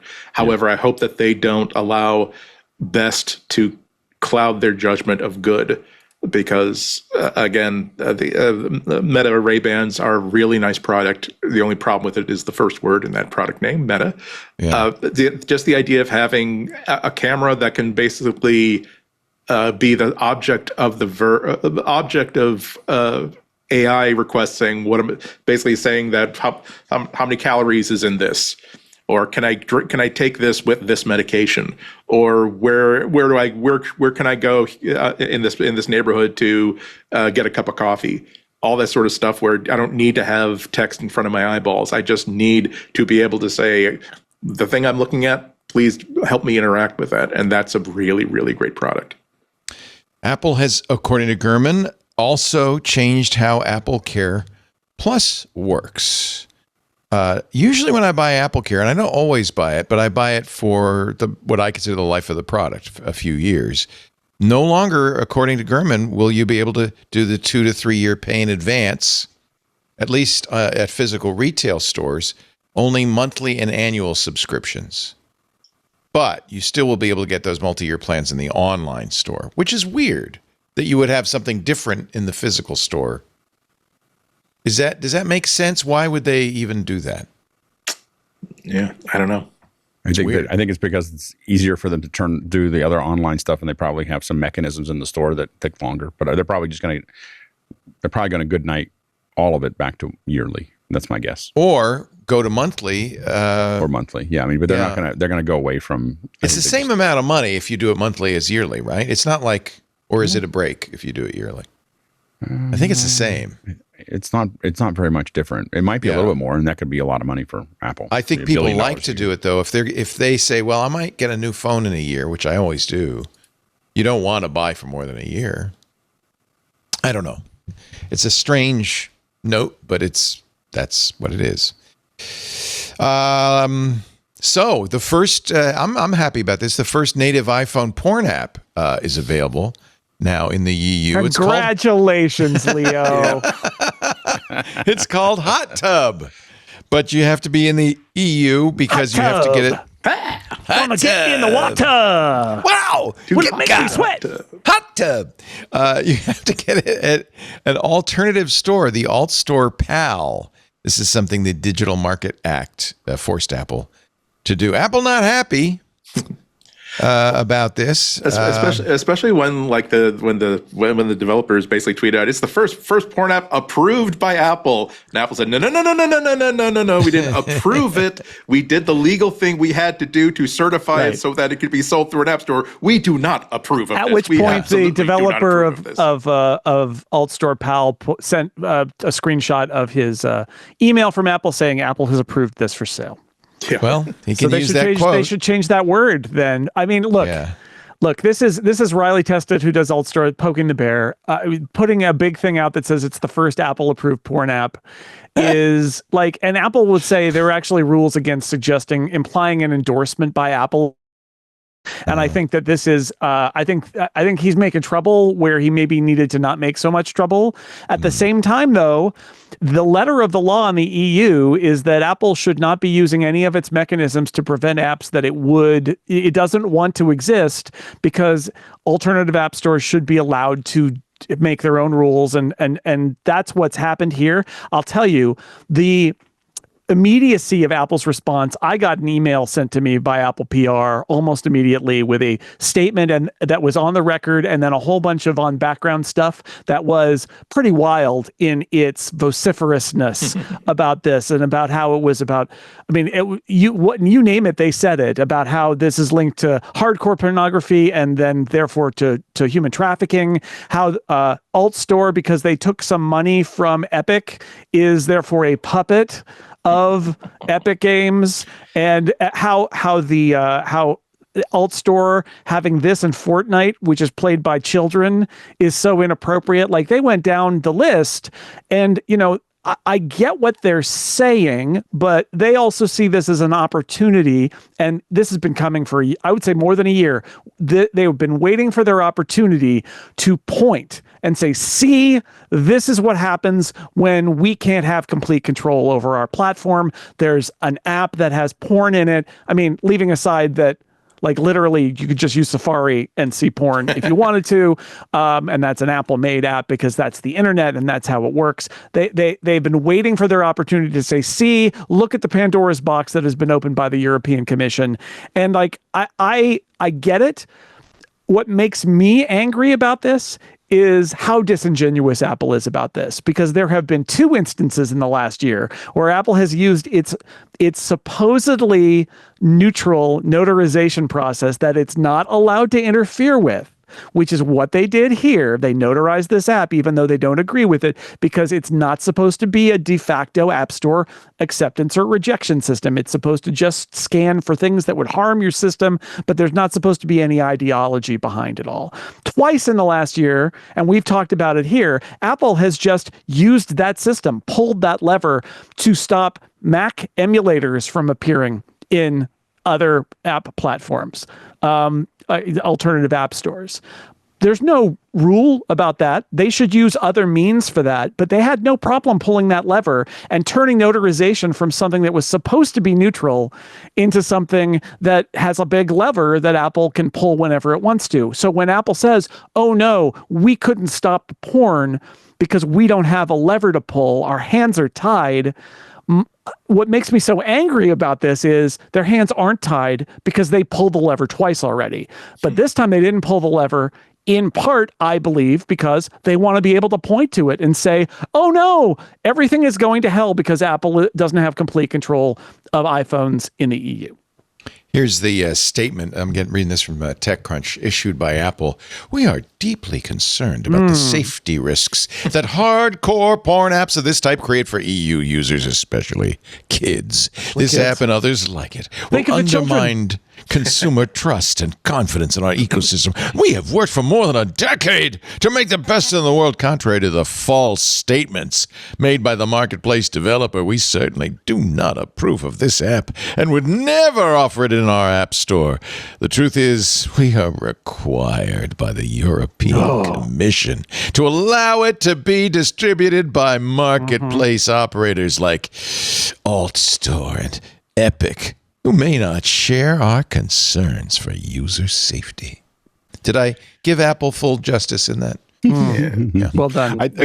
Functionally, the challenge will be for the alt store is that if there turns out to be a whole bunch of these, it doesn't matter whether Apple's disingenuous or not. If it turns out to be a bunch of porn apps that all go, as soon as they keep on stepping the wrong side, if it becomes a place for that, it's great marketing for Apple and they'll use it.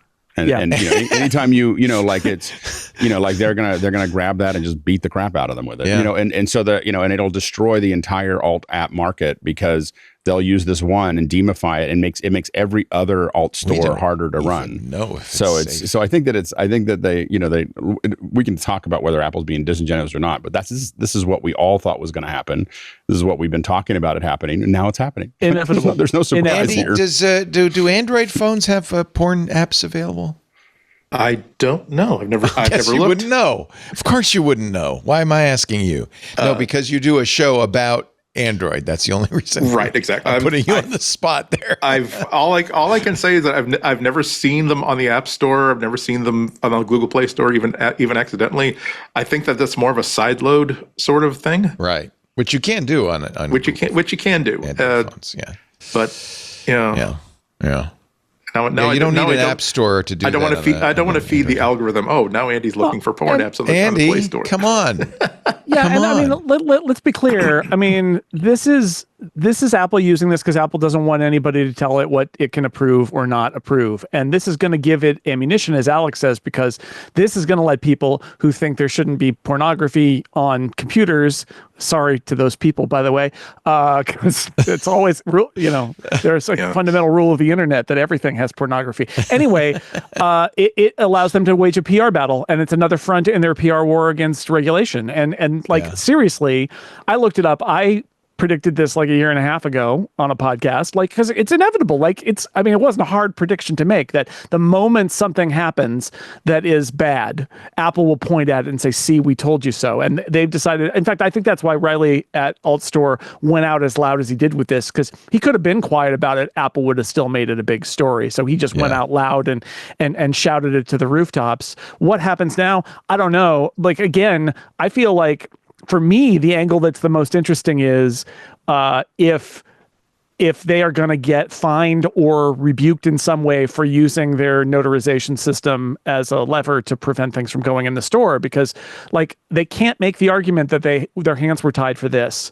and yet have used it to protect users from the scourge of, I don't know, using a HyperCard, doing Mac Paint on an iPad, like that, like old Mac emulators. And they're like, no, you can't do it. But porn, they're like, yeah, okay, we can't pass that through. I think that was a mistake on their part strategically to do that, because it makes it harder for them to point at notarization and say this is a neutral process and our hands are tied, because their hands haven't been tied in the past, but they chose to act as if they were tied this time so that because like, let's just say it, Apple didn't want this thing to be an AltStore. They could have just not notarized it, and that would have caused a scandal, but they could have done it because they've done it for the emulators. I think the point is this is a more useful thing for them to complain about.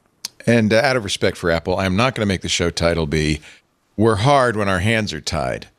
So I won't do it. I'm not going to do it. We're going to take a break. Killjoy. You're a classy dude. It's hard when our hands are tied. Class with a capital. Ow! I don't know. My mind just went there. I don't know why. But we will have more in just a moment with our great panel: Jason Snell, Andy Anako, Alex Lindsay. You're watching MacBreak Weekly on the Twit Podcast Network. And I want the folks at the Icon Factory to know this is, as far as I know, the oldest Macintosh podcast still active, as far as I know. I believe it is. Just want you to know, Icon Factory.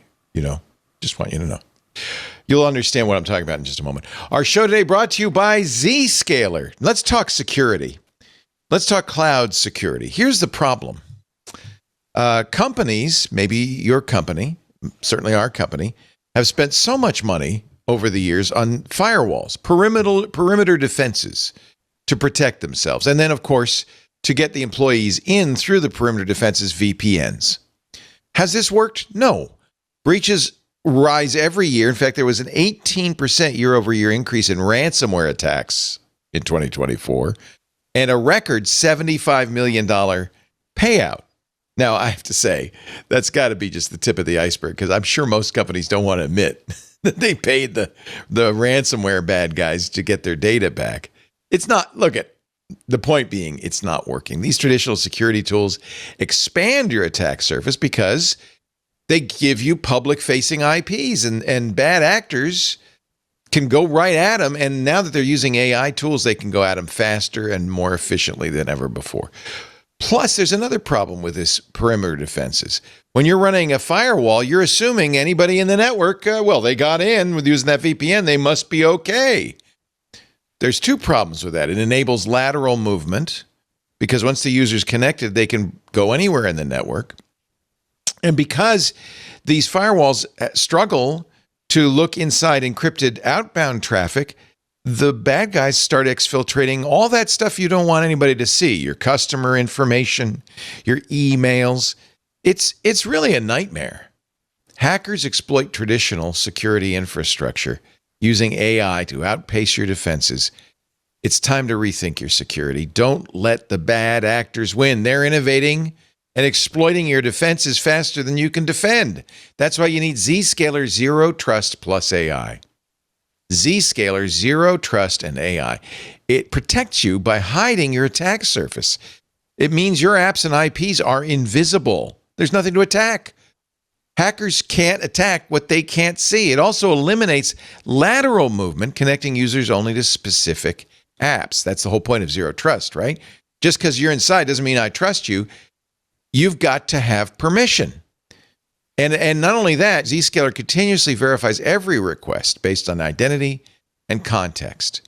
And it uses AI-powered automation. Fight fire with fire.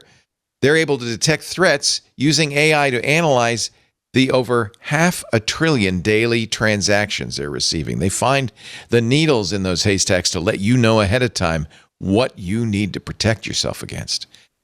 Hackers cannot attack what they can't see. Protect your organization with Zscaler Zero Trust and AI. You can find out more at zscaler.com/security. Please use that address so they know you saw it here. zscaler.com/security, a new way that really works to protect your security.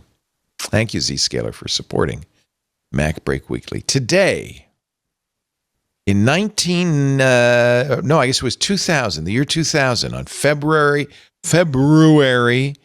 the 4th, 2000, The Sims were released into the world. Did any of you play The Sims? Can any of you speak Sim? I played SimCity. I bet you, Alex, you can speak Sim. Cannot. I did. SimCity is something I played a lot of. Sims, I never. So Will Wright created SimCity, and they wanted another Maxis wanted another SimCity. Executives, this is from an article in the New York Times, executives at the game studio urged Wright to focus on the SimCity franchise, his urban planning simulator from 1989 that put the company at the forefront of American game design. Will Wright says, everyone in the room hated the idea of The Sims. Then Electronic Arts acquired Maxis in 1997. But Will Wright forged forward and created a game that is now 25 years. Do you speak Simlish? Anybody speak Simlish? No. I did do a music video with The Sims. Did you? Stacy's mom. Yeah, it was. Fountains of Wayne. So we did we did this thing called video mods for VH1, and one of them was The Sims, so we converted a lot of models. There actually is a language, by the way.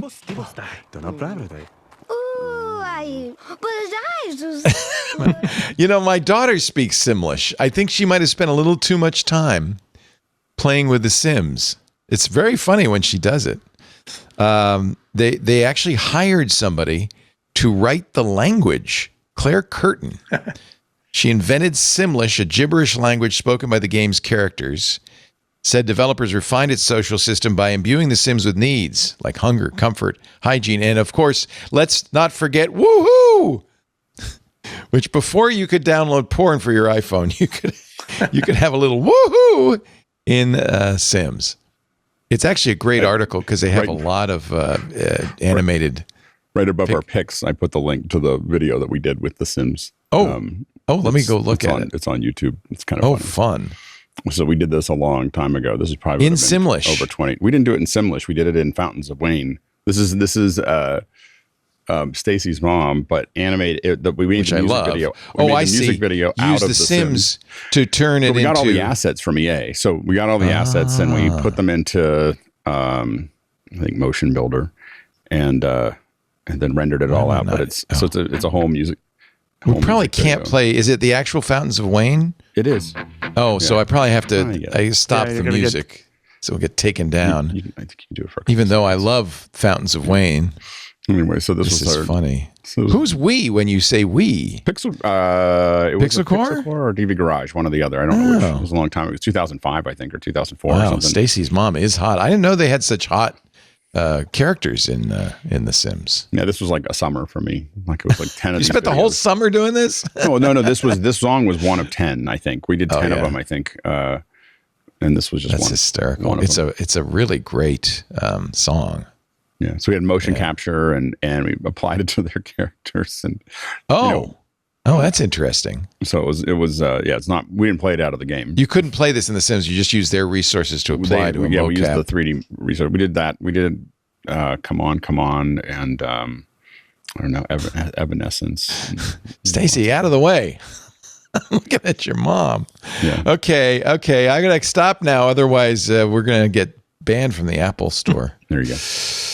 Very funny. Anyway, 25 years of The Sims. I was sad to say, you can only get Sims 2 in the App Store for $30. Sims 4 is not available in the App Store. It's probably on Steam or something like that. They recently re-released Sims 1 and 2 on the Steam store yesterday. Oh, to celebrate the anniversary. Okay. That's cool. Icon, is this one of your picks? Should I not mention the Icon Factory's new? Let me see. No, it's not. So I can mention this. And I shouldn't give them a plug because they didn't give us a plug. But the Icon Factory, the team that behind the late lamented Twitterific, which of course they had to stop making because Elon yanked the API, has made a new app called Tapestry, which combines Blue Sky, Mastodon, RSS, and so forth. And when you launch it, it gives you some suggestions for podcasts to subscribe to. Not ours. I'm sad to say. They do add 6 colors. So, Jason, you get a mention in there. Yay. And they like the Accidental Tech podcast a little bit better, but I understand. I'm not really part of that, that hip with it Apple crowd, I guess. Subscription options available to remove ads, although you can run it with ads for free. They have other features that get unlocked. $1.99 a month. Ow. It's $19.99 a year. Ow. Or one-time purchase of $80. Ow. Well, a lot of people worked hard on this software. So this is from a category of new apps. There are several of them out there that are trying to cross the streams basically and say, if you want to read RSS, if you want to have YouTube channels, if you want to have podcasts, if you want to have Blue Sky, if you want to have Mastodon, sort of like anything that is a feed, you can put it in here and it's got multiple timelines and you can use it as kind of like your master feed reader. It's not a client in the sense that you can't reply to social media. You can scroll it, but you can't reply. It's not posting out. So it's read only. It's read only, at least for now. I mean, maybe they'll change that over time. Maybe it's using RSS only for this. No, it's got a whole plugin architecture. It will read all sorts of different things that aren't RSS and generate items that go in this stream. That's part of the idea is if it can be turned into a feed of any kind, they should be able to read it. This is I think what we've seen, Icon Factory, they made Twitterific and they are among the people who have decided that building a whole software system on top of a platform that might be run by people who could change the terms at any point and kill your app is not something that they really wanted to do. And so instead, they've built a thing that is sort of broad and is meant to work with any kind of thing. Now, in the long run, I don't know whether multi-purpose apps are going to beat single-purpose apps or not. I think this is a really nice implementation, but it's a starting point, and there's more work to do. And that work will only happen if people show that they're interested in an app like this. I think there's a place for it. It's almost like if you think of it as a next-gen version of a classic RSS reader, where instead of just RSS, you can do like one of the things that I know a lot of people who've used Tapestry have praised is they can make a YouTube timeline that they put their favorite YouTube channels in. And so instead of going to YouTube and having to go through their interface where they really want to show you the algorithm and not just the posts from the channels you care about, you can just add them to a timeline. And when there's a new video, it shows up in the timeline. And you can similarly do that with a podcast. And you can build different timelines for different subject areas or different content types. And it's an interesting idea. We'll see where it goes. I think in the long run, it would be nice if it played the podcasts. If it doesn't do that? It just shows you there's a new one. It might in a web embed, but like this is the point is that it's not really meant to be the end point. It's meant to be the feed list, and then you open it in a browser window. It's your doom scroll. It's or maybe the opposite of doom scrolling, whatever that is. So it's a really interesting idea. Yeah. Well, and I love the Icon Factory. I'm just giving them a hard time. I wish they loved us as much as I love them. But anyway, you can. It's a very good idea. I think it's an interesting idea. Mike McHugh of Flipboard is doing something I think called Surf that's similar. You're seeing more and more of these. You're right. These multi-feed things, and I think it's probably a good way to get people into the Fediverse and into Blue Sky, so they can see all of the different feeds that are out there. I think that's probably a good idea. Anyway, you might want to check it out. You can try it for free. Icon Factory's Tapestry, brand new today in the App Store. Let's see. What else? I thought this was kind of interesting. You remember we talked a little bit about the Gravy leak. Gravy is an ad network that is on thousands of apps, many of them on your phone.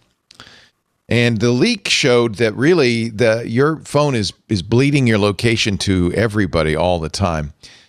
This is from a blog, tim.sh. Everyone knows your location. He decided he was going to see if he took an old iPhone, I think an iPhone 11, and put one gravy-based app on there just to see all of the information was sending out. This was the thing that kind of opened my eyes.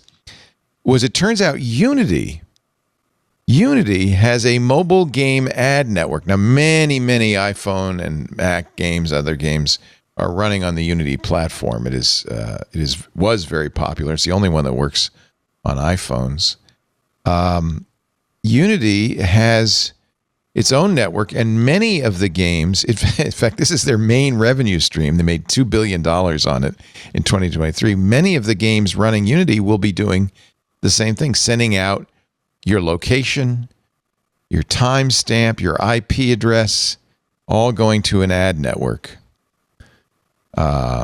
This was kind of an eye-opener. We'd seen the gravy dump, but this is really things. Unity even knows things like your connection type, your screen brightness, how long your system's been booted for, how many CPUs you have, how your battery's doing.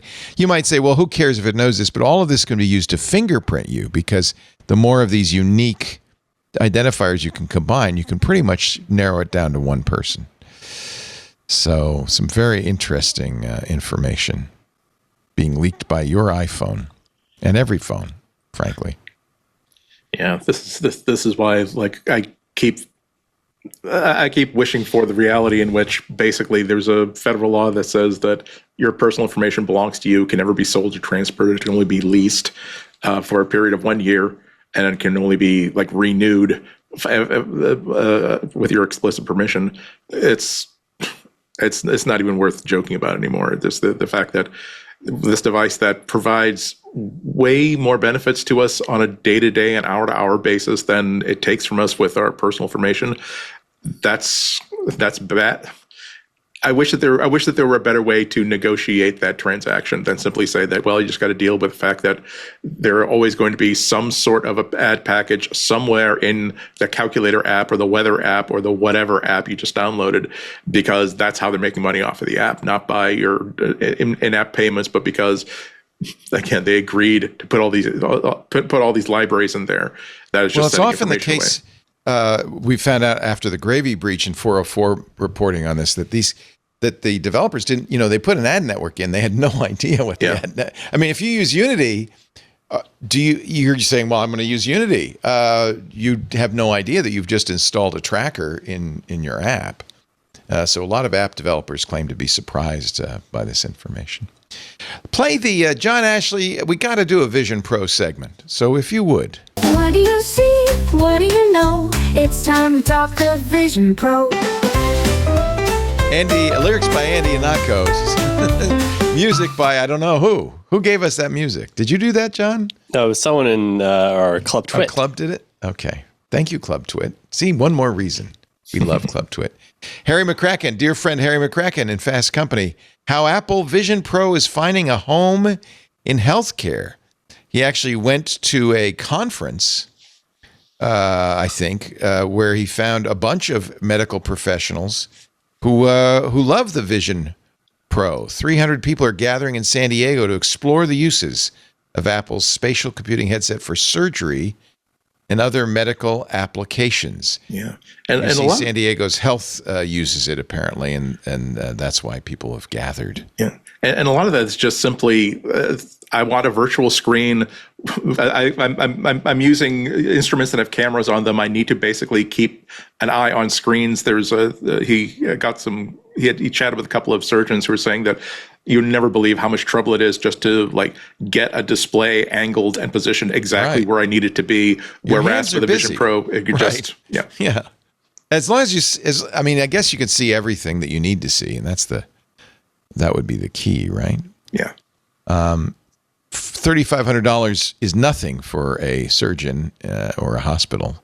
That's as much as a syringe in most hospitals. Right. Right. Okay. Good article, though. So if you are a Vision Pro fan, we have clearly found at least one great use for it. UCSD's Dr. Broderick says it's not uncomfortable or distracting to use it. It's pretty much, quote, pretty much not noticeable when you're in the middle of an operation. The learning curve is near zero. Operations typically last 45 to 90 minutes, which is good because that's all the Vision Pro can do on a single battery charge. He's very bullish.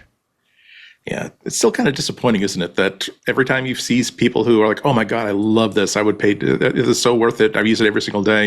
It's like, "Oh wow, what feature of spatial computing are you using it for?" It comes, "Oh, I love having a virtual display, like in my field of vision." It's like, okay, that's not necessarily, and it's encouraging, I suppose, because that means that if Apple did want to simply say, here's how we take $1,500 off the price of this. We find a way to get displays that are good enough. We don't have to if that's what people are buying them for, we can optimize on that feature and go forward. It's bad news because it means that Apple's secret sauce is not quite so potent, and that competing devices might be able to do the same. I have to point out, that's when the Google Glass came out, there were a lot of stories, same thing with Microsoft's HoloLens, about how it's used in hospitals and used by doctors. It seems like that's the last gasp for one of these devices is, well, the doctors love it. So, well, I mean, I think that, I've talked to a lot of folks that in medical, from everything from patients being given something that they can look at to doctors using it for training. I haven't seen doctors actually using it for operations. Again, I think we're pretty early on. Most of those, I think the thing that killed Google. I mean, I just found my Google Glass of all things. It's broken. It broke it right. It had a tendency to break right over the ear. It was a weak point in the system. But what killed it, I think, still was mostly was the camera. Like people just didn't like. Even. There was a lot of people that just said, "Hey, you can't." Like I was in Rwanda with the president's team, and they were like, "Oh no!" And they all took pictures of it. They loved it. They all came over in a long line to go through it. Yeah. And they said, "But you cannot have the Google Eye on when the president is in the room." Like that was it. Like it was. So the camera was the problem there. But I think that you get in so much trouble. You brought that. You brought the laser pointer to the White House. I've had so much trouble. Yeah, this is the successor to Google Glass. These are the Brilliant Labs. They have a camera there. I mean, the killer. They have the Google Glass style prism right here for the heads-up display. And can you see what you're shooting? The video you're shooting with that camera? That's can't do anything. So right now, you can't do anything because it's all it's open source and nobody's written anything. The killer app. These are the glasses I like to wear. These are the Meta Ray brands, and they sound. I mean, the problem is that for me, the thing I loved about Google Glass was being able to see what I was shooting, like a heads-up display of a video, that I could see what I was I could actually frame it and shoot what I wanted to, and I knew what I was getting. Could you do that? Yeah, when you said Google take a video or shoot a video or whatever, you'd see the video the video would pop up in that little screen, and you would then, and I was taking pictures of me and my kids, and I was taking pictures of things I wanted to show people. In the early days, you could do Hangouts between two glass, and they turned that off. There's some security issues. I think that is a really interesting puzzle. I still think that we should remember that we're still pretty early on, even compared to the other platforms. We haven't. There's two big things coming up in the next couple months, and one will be the camera, which I've talked about every week that we talk about this. The cameras are getting much closer to the surface. There'll be some number of them that'll probably come out before NAB, because NAB is where no one wants to show up again without the camera. So NAB is the first week of April. So we expect to see some cameras by then. And it's the first time ever in the history of all these goggles that there was a unified way to shoot and post video. And I think it's going to make a difference. And I also think that we're going to see more libraries available at WWDC. And I think that those things we should, we're not going to know whether the Vision Pro was successful or not for another couple of years, and I think I think we should, it may not be successful, or it may set up for the next one, but it is, there's still a lot of room. I think Apple still has a lot of what's made some things easier in the Vision Pro are libraries. I think the thing that's missing for the Vision Pro are libraries. There's more that needs to be done to make it easier to, develop for, and some of it's development, and some of it's just being able to post to it. Being able to have a better 3D experience inside of Keynote means that anybody could create things that look like, that we should be able. Apple should have an app that is, like JigSpace and easy to develop for. If they just fix that one problem, they'd probably have a lot more usage with the headset. You know, like, and it's just, JigSpace is great. It's just that it's complicated and expensive. Apple could fix that problem. Yeah. I have to say, though, I have spent, with all the glasses and the AI devices and the pins and the Note and all, I have spent far less combined than one Vision Pro. So yeah, but I was watching the shark video last night. Oh yeah, I finally got around to it. Man, I could watch a lot of video that way. Like it is, the shark video was finally, that's the only particularly thing that tempts good. Me. That's the thing. It's really, and I've it to watch movies. And I've shot a lot of video for VR, and you shoot a lot of video, and the resolution is never quite there, and the frame rate is never quite there, and you're like, eventually we're going to get somewhere where it actually looks and sounds really good, and it plays back well, and someday we'll get there. And I put it on. I was watching the shark stuff last night, and I was like, oh, we're pretty darn close now. Like it's a pretty great experience. The rodeo thing, or the bucking bronco thing. Oh, did you see that one yet? Yeah. It's okay. It's a filmmaker who got really aggressive about how they use the camera, and not in a way that I liked. You really don't want 3D video on a bull. No, they didn't put it on a bull. They were shooting the stuff, but it was just like lots of cuts, and then we got really, really close, and then we did this thing. It was just like a lot of things that make me uncomfortable. And I'm pretty thick-skinned when it comes to watching VR, because I've watched a lot of bad VR, because I've shot a lot of bad VR myself. So I just felt like that wasn't a great experience. But the underwater, by the way, shooting VR underwater is so hard. Like, that is not to shoot it at that level of quality is not a trivial problem. And so that was that was just a flex. I mean, they were just flexing on that. But the 3D looks pretty good.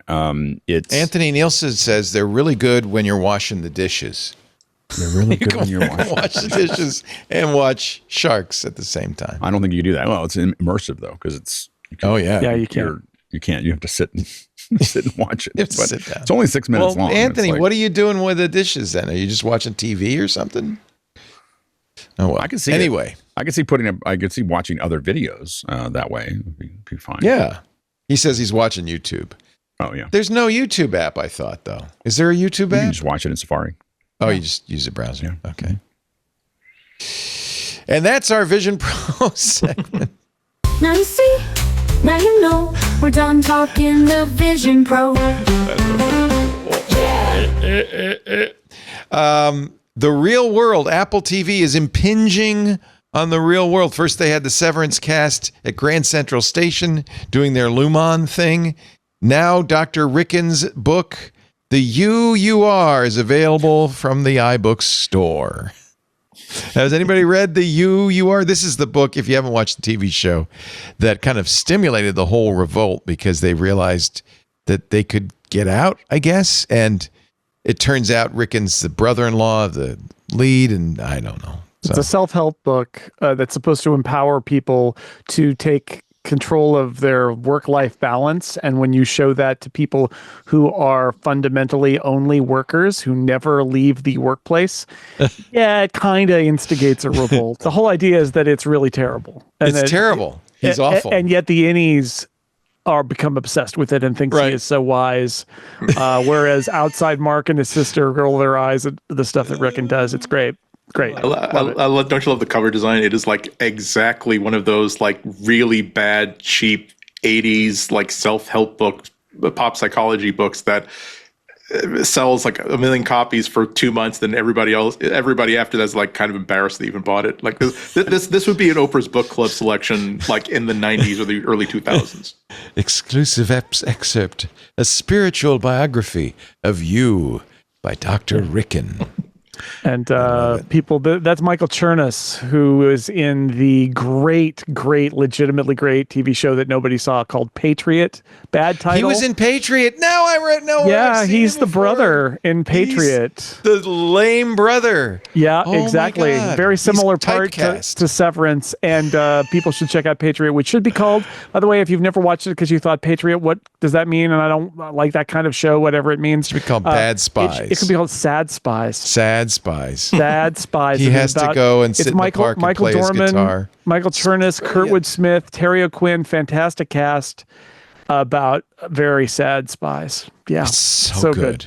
Yeah, So good. So Michael Chernus, seek him out if you enjoy Ricken on Severance. I knew I'd seen him before. Oh my God! Sad Now I Spies. realize it's the same character. That's the funny thing. Basically, yeah. 2 seasons is all we got of Schmigadoon. It's probably all we ever really needed of the weird Apple TV Plus musical. However, it was fun. It was weird. It was. It is now going to the Kennedy Center with a stage adaptation. It was a spoof of kind of 50s Broadway musicals, including songs. Season 1 was a spoof of 50s Broadway musical. Season 2 was a spoof of 70s Broadway musicals, 80s Broadway musicals. Yeah, season 2 was a little like a different angle. There was some Sweeney Todd and Chicago and stuff like that in season 2. And so it's perfect. One of the reviews said it was like watching season 1 of Schmigadoon in 2 hours. Just pack it all in there. But it's a fun, it's a musical about musicals. Basically, it's a meta musical, I suppose. It was a great parody. It was hysterical. Yeah. And it had 2 wonderful actors in it. These are the Broadway versions of the same actors. Wow. Yeah. Wow. It's it's at the Kennedy Center for only like 9 days, so it's not like but this seems like too good a thing to just basically. I mean, at minimum, in 5 years' time, I hope that this is available for like junior high and high school drama clubs. Yeah. Yeah. Oh, that would be awesome. Yeah, because the guy who actually wrote the songs and everything wrote this musical. I learned about it from TikTok. I saw some of the rehearsals and I thought, what is that? Why are they rehearsing Schmigadoon? And then I found out. So good. Schmigadoon is back. I haven't watched the second season.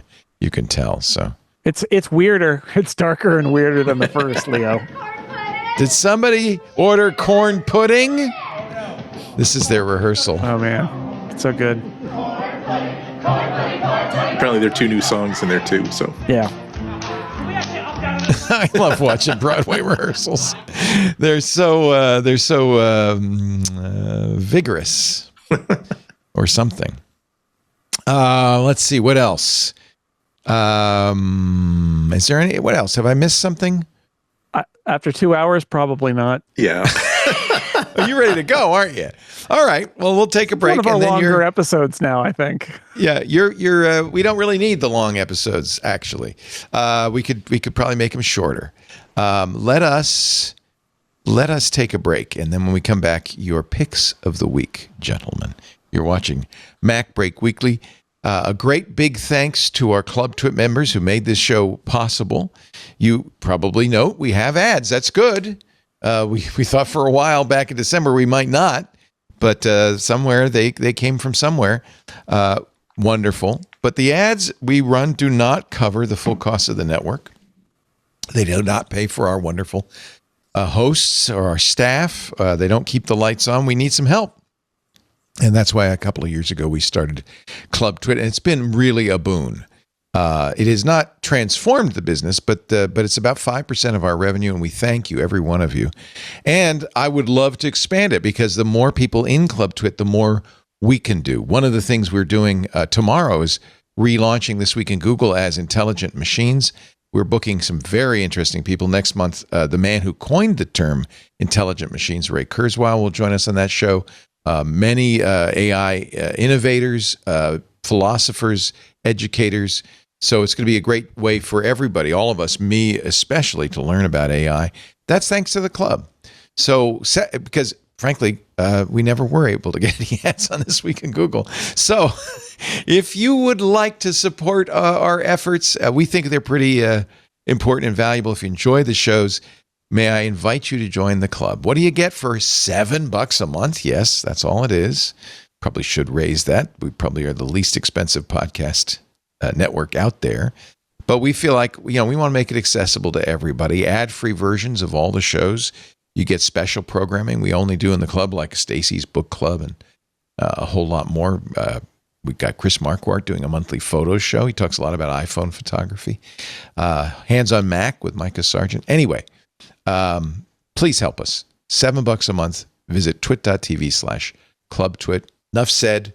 Makes a big difference, and a big thanks to all of our Club Twit members who, in fact, are not hearing this if they listen to the ad-free version. But anyway, thank you. We appreciate it. Let's get our picks of the week. Jason Snell, he's in a hurry to go home. Well, he's in his garage. It's not really, too home. far. He is home. What's your pick of the week, sir? It's Hazel by Noodle I Soft. love Hazel. And I just thought it would be a good reminder. They came out with a version 6.0 recently. What does this do? A bunch of clever things. So Hazel in general watches your file system on your Mac and then lets you set up rules where it will do whatever you want. So for example, I have a folder that I use for writing stories, and after 14 days or something of a file not being used, it moves it to an archive. I've got a thing with old podcasts that will run a script that compresses them after a week so that they take up less space. Or for some podcasts, it just deletes them after a month because I'm never going to use them again. So you can use it to sort of to file and move and act on anything. I actually have one where I download a calendar file from my airline website. It runs a script that reformats it in a way that I want and then adds it to my calendar. Like, you could do anything with this.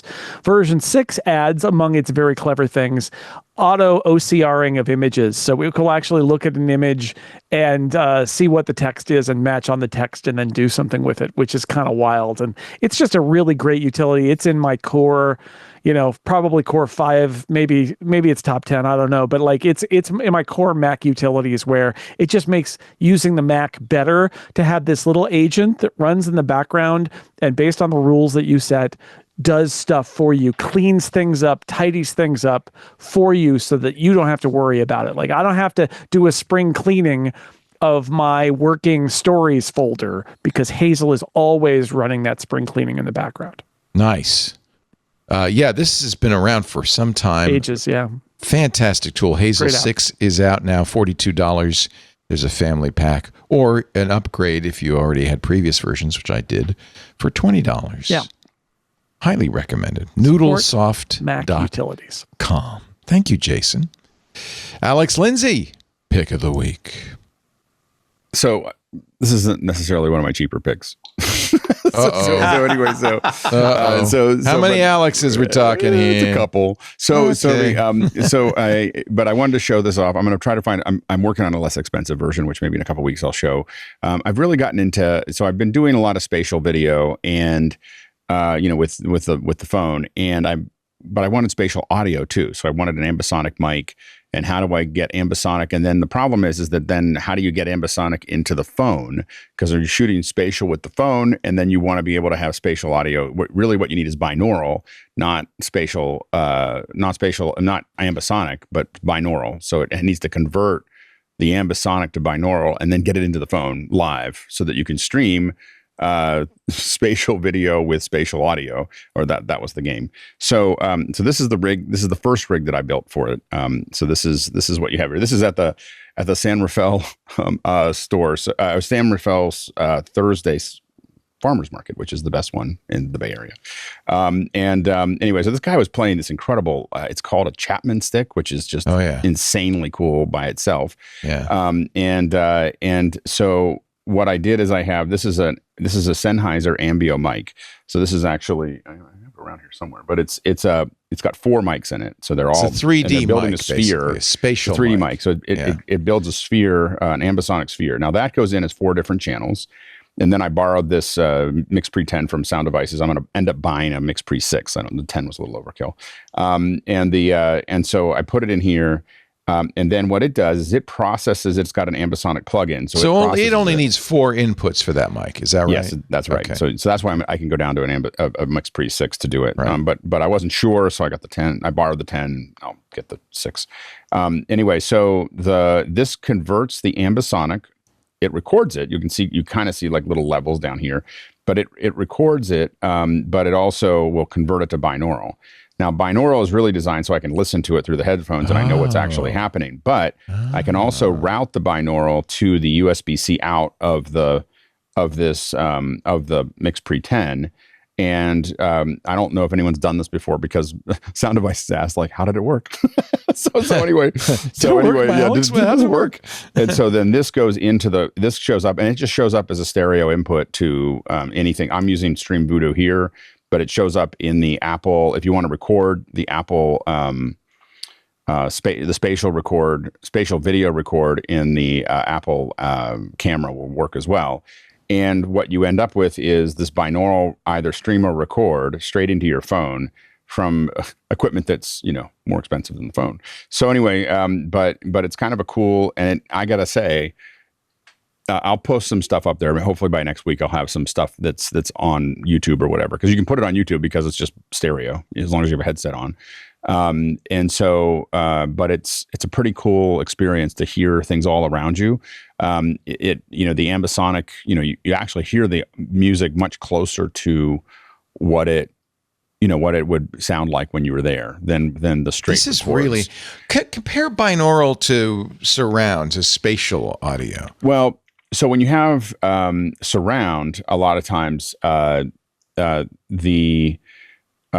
using oftentimes multiple speakers. So we've got what we call beds and objects. So in Atmos, for instance, we might have a bunch of beds that go into the 5.1 or 7.1 or 9.1 space.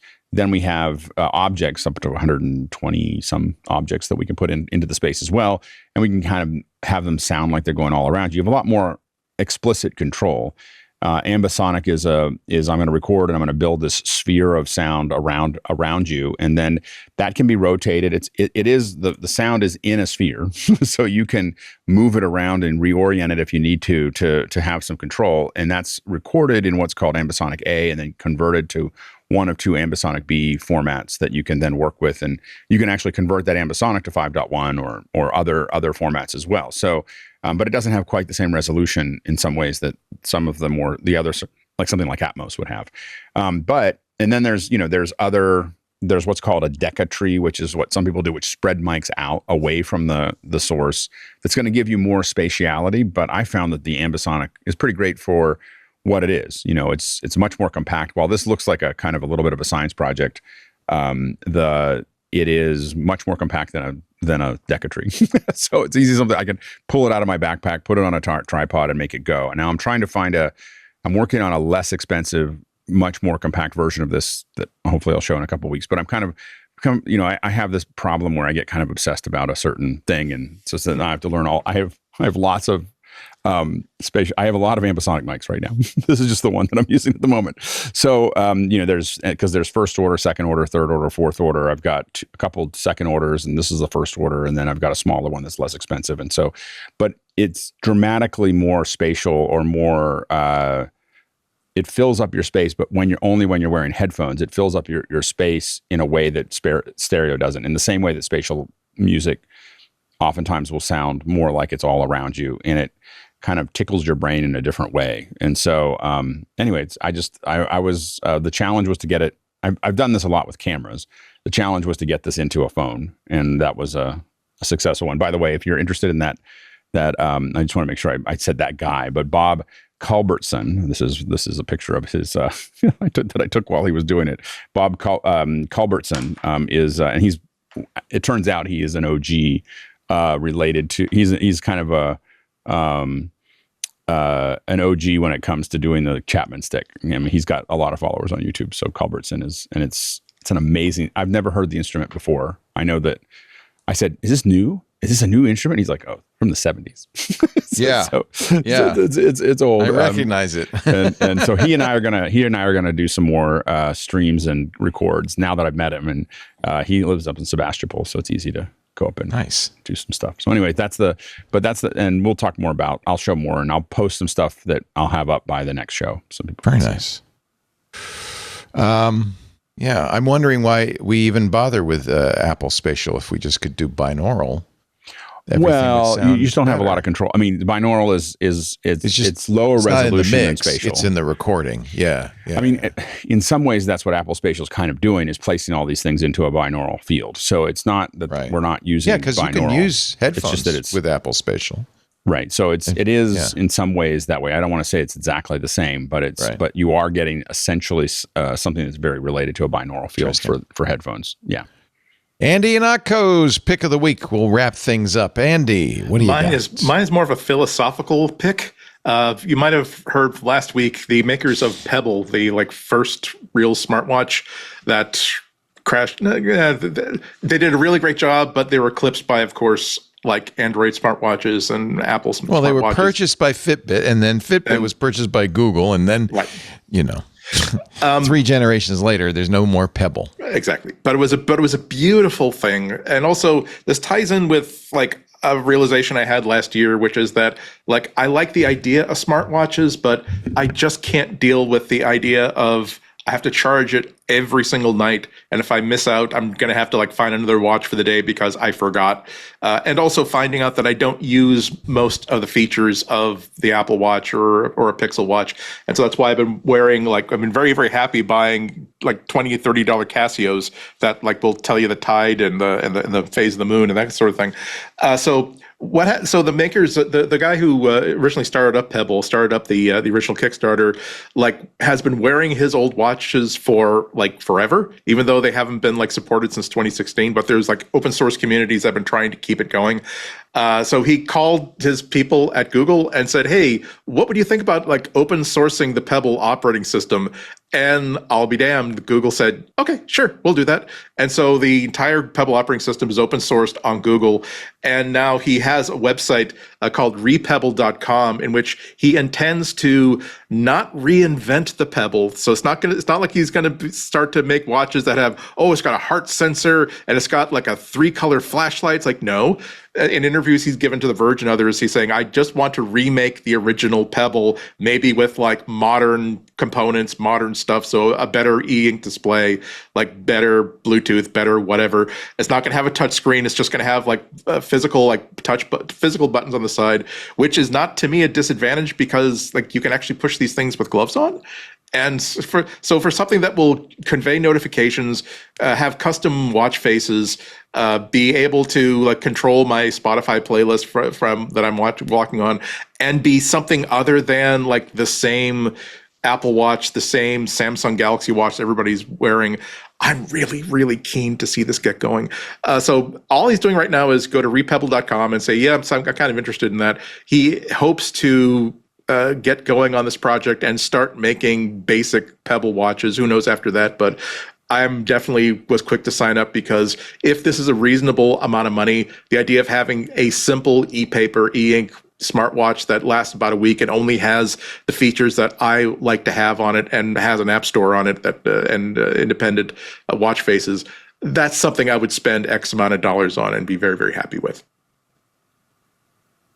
Yeah, Micah interviewed Eric Menjakovsky on last Thursday on Tech News Weekly. So if you want to hear that interview, that's a good place to go, twit.tv/TNW. Google open sourced it. It's a shame because the open source repository does not compile as is. Yeah. Google had to take out a lot of the proprietary stuff. So you really wouldn't have a working smartwatch, but it's too bad because honestly, and I'm sure Eric has all of the pieces he needs to rebuild the Pebble watch, but I would love to see this capability built into a variety of devices, right? I mean, it would be really cool. I love all the interviews he's been given, which he's been saying, I just wanted open source. I want it to be true to the open source origins of Pebble so that if people want to make their own, that's great. If people want to make their own apps, that's great too. So he will open source what he does as well. Yeah, it sounds pretty cool. But again, all I want is a simple Pebble watch that I don't have to find that. I don't have to find the dongle, the magnetic charger that I probably have somewhere in a drawer somewhere. But I love the whole idea of this, and I agree. And I'm hoping that this actually comes through. I wish more companies, when they abandon stuff like this, would open source the code because. Give the hobbyist community a chance. And he's saying, I don't want to create a business. I don't want to. It's not going to be like a Kickstarter where we get millions of dollars. It's I want to create a world in which we can manufacture some of these watches, and the people who want to own them can buy them. Yeah, I'm very great. Cool. I'm here for you. You can't order it, but you can give them your email and be on the list. Yes. Thank you, Andrew. When are you going to be on GBH next? Not this week, but a week from Thursday at 12:30 Eastern Time. Go to wgbhnews.org to listen to it live or later, or any of my previous shows. Thank you, sir. Jason Snell is at sixcolors.com. His podcast is at sixcolors.com/Jason.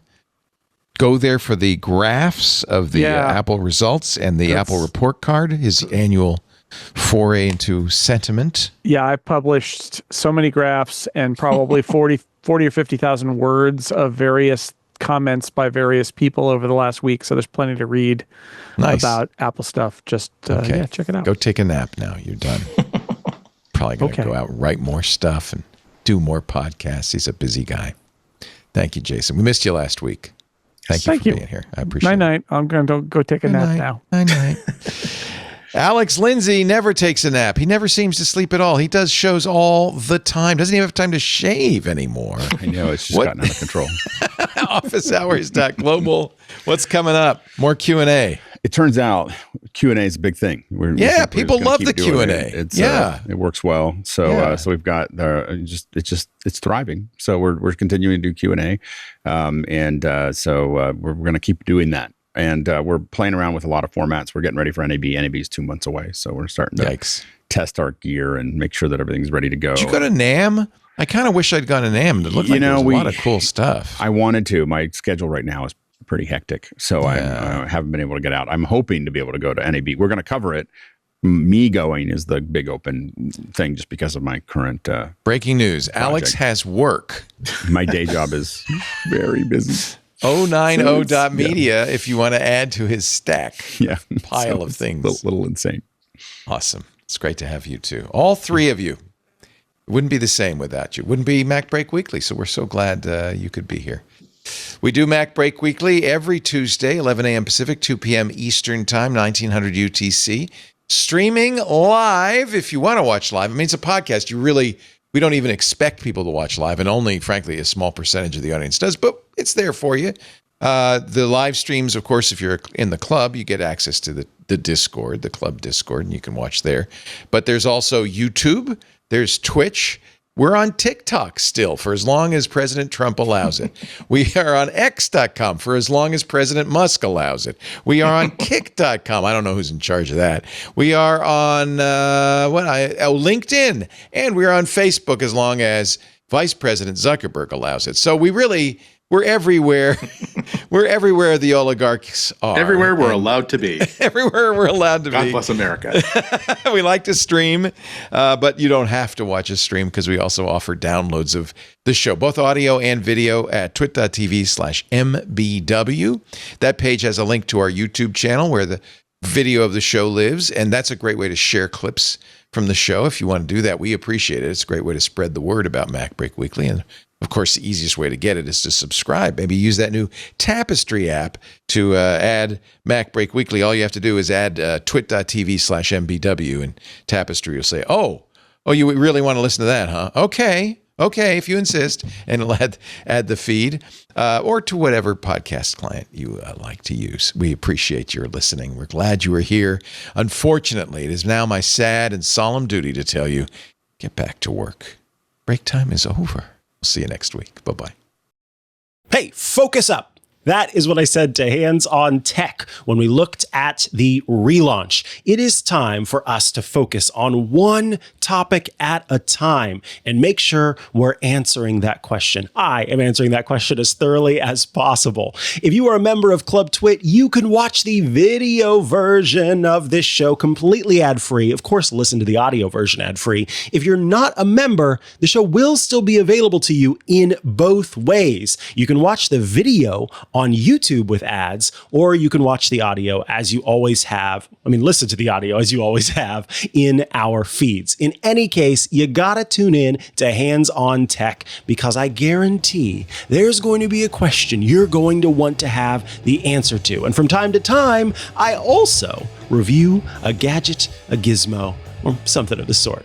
You gotta check out Hands on Tech, and I can't wait to get your question.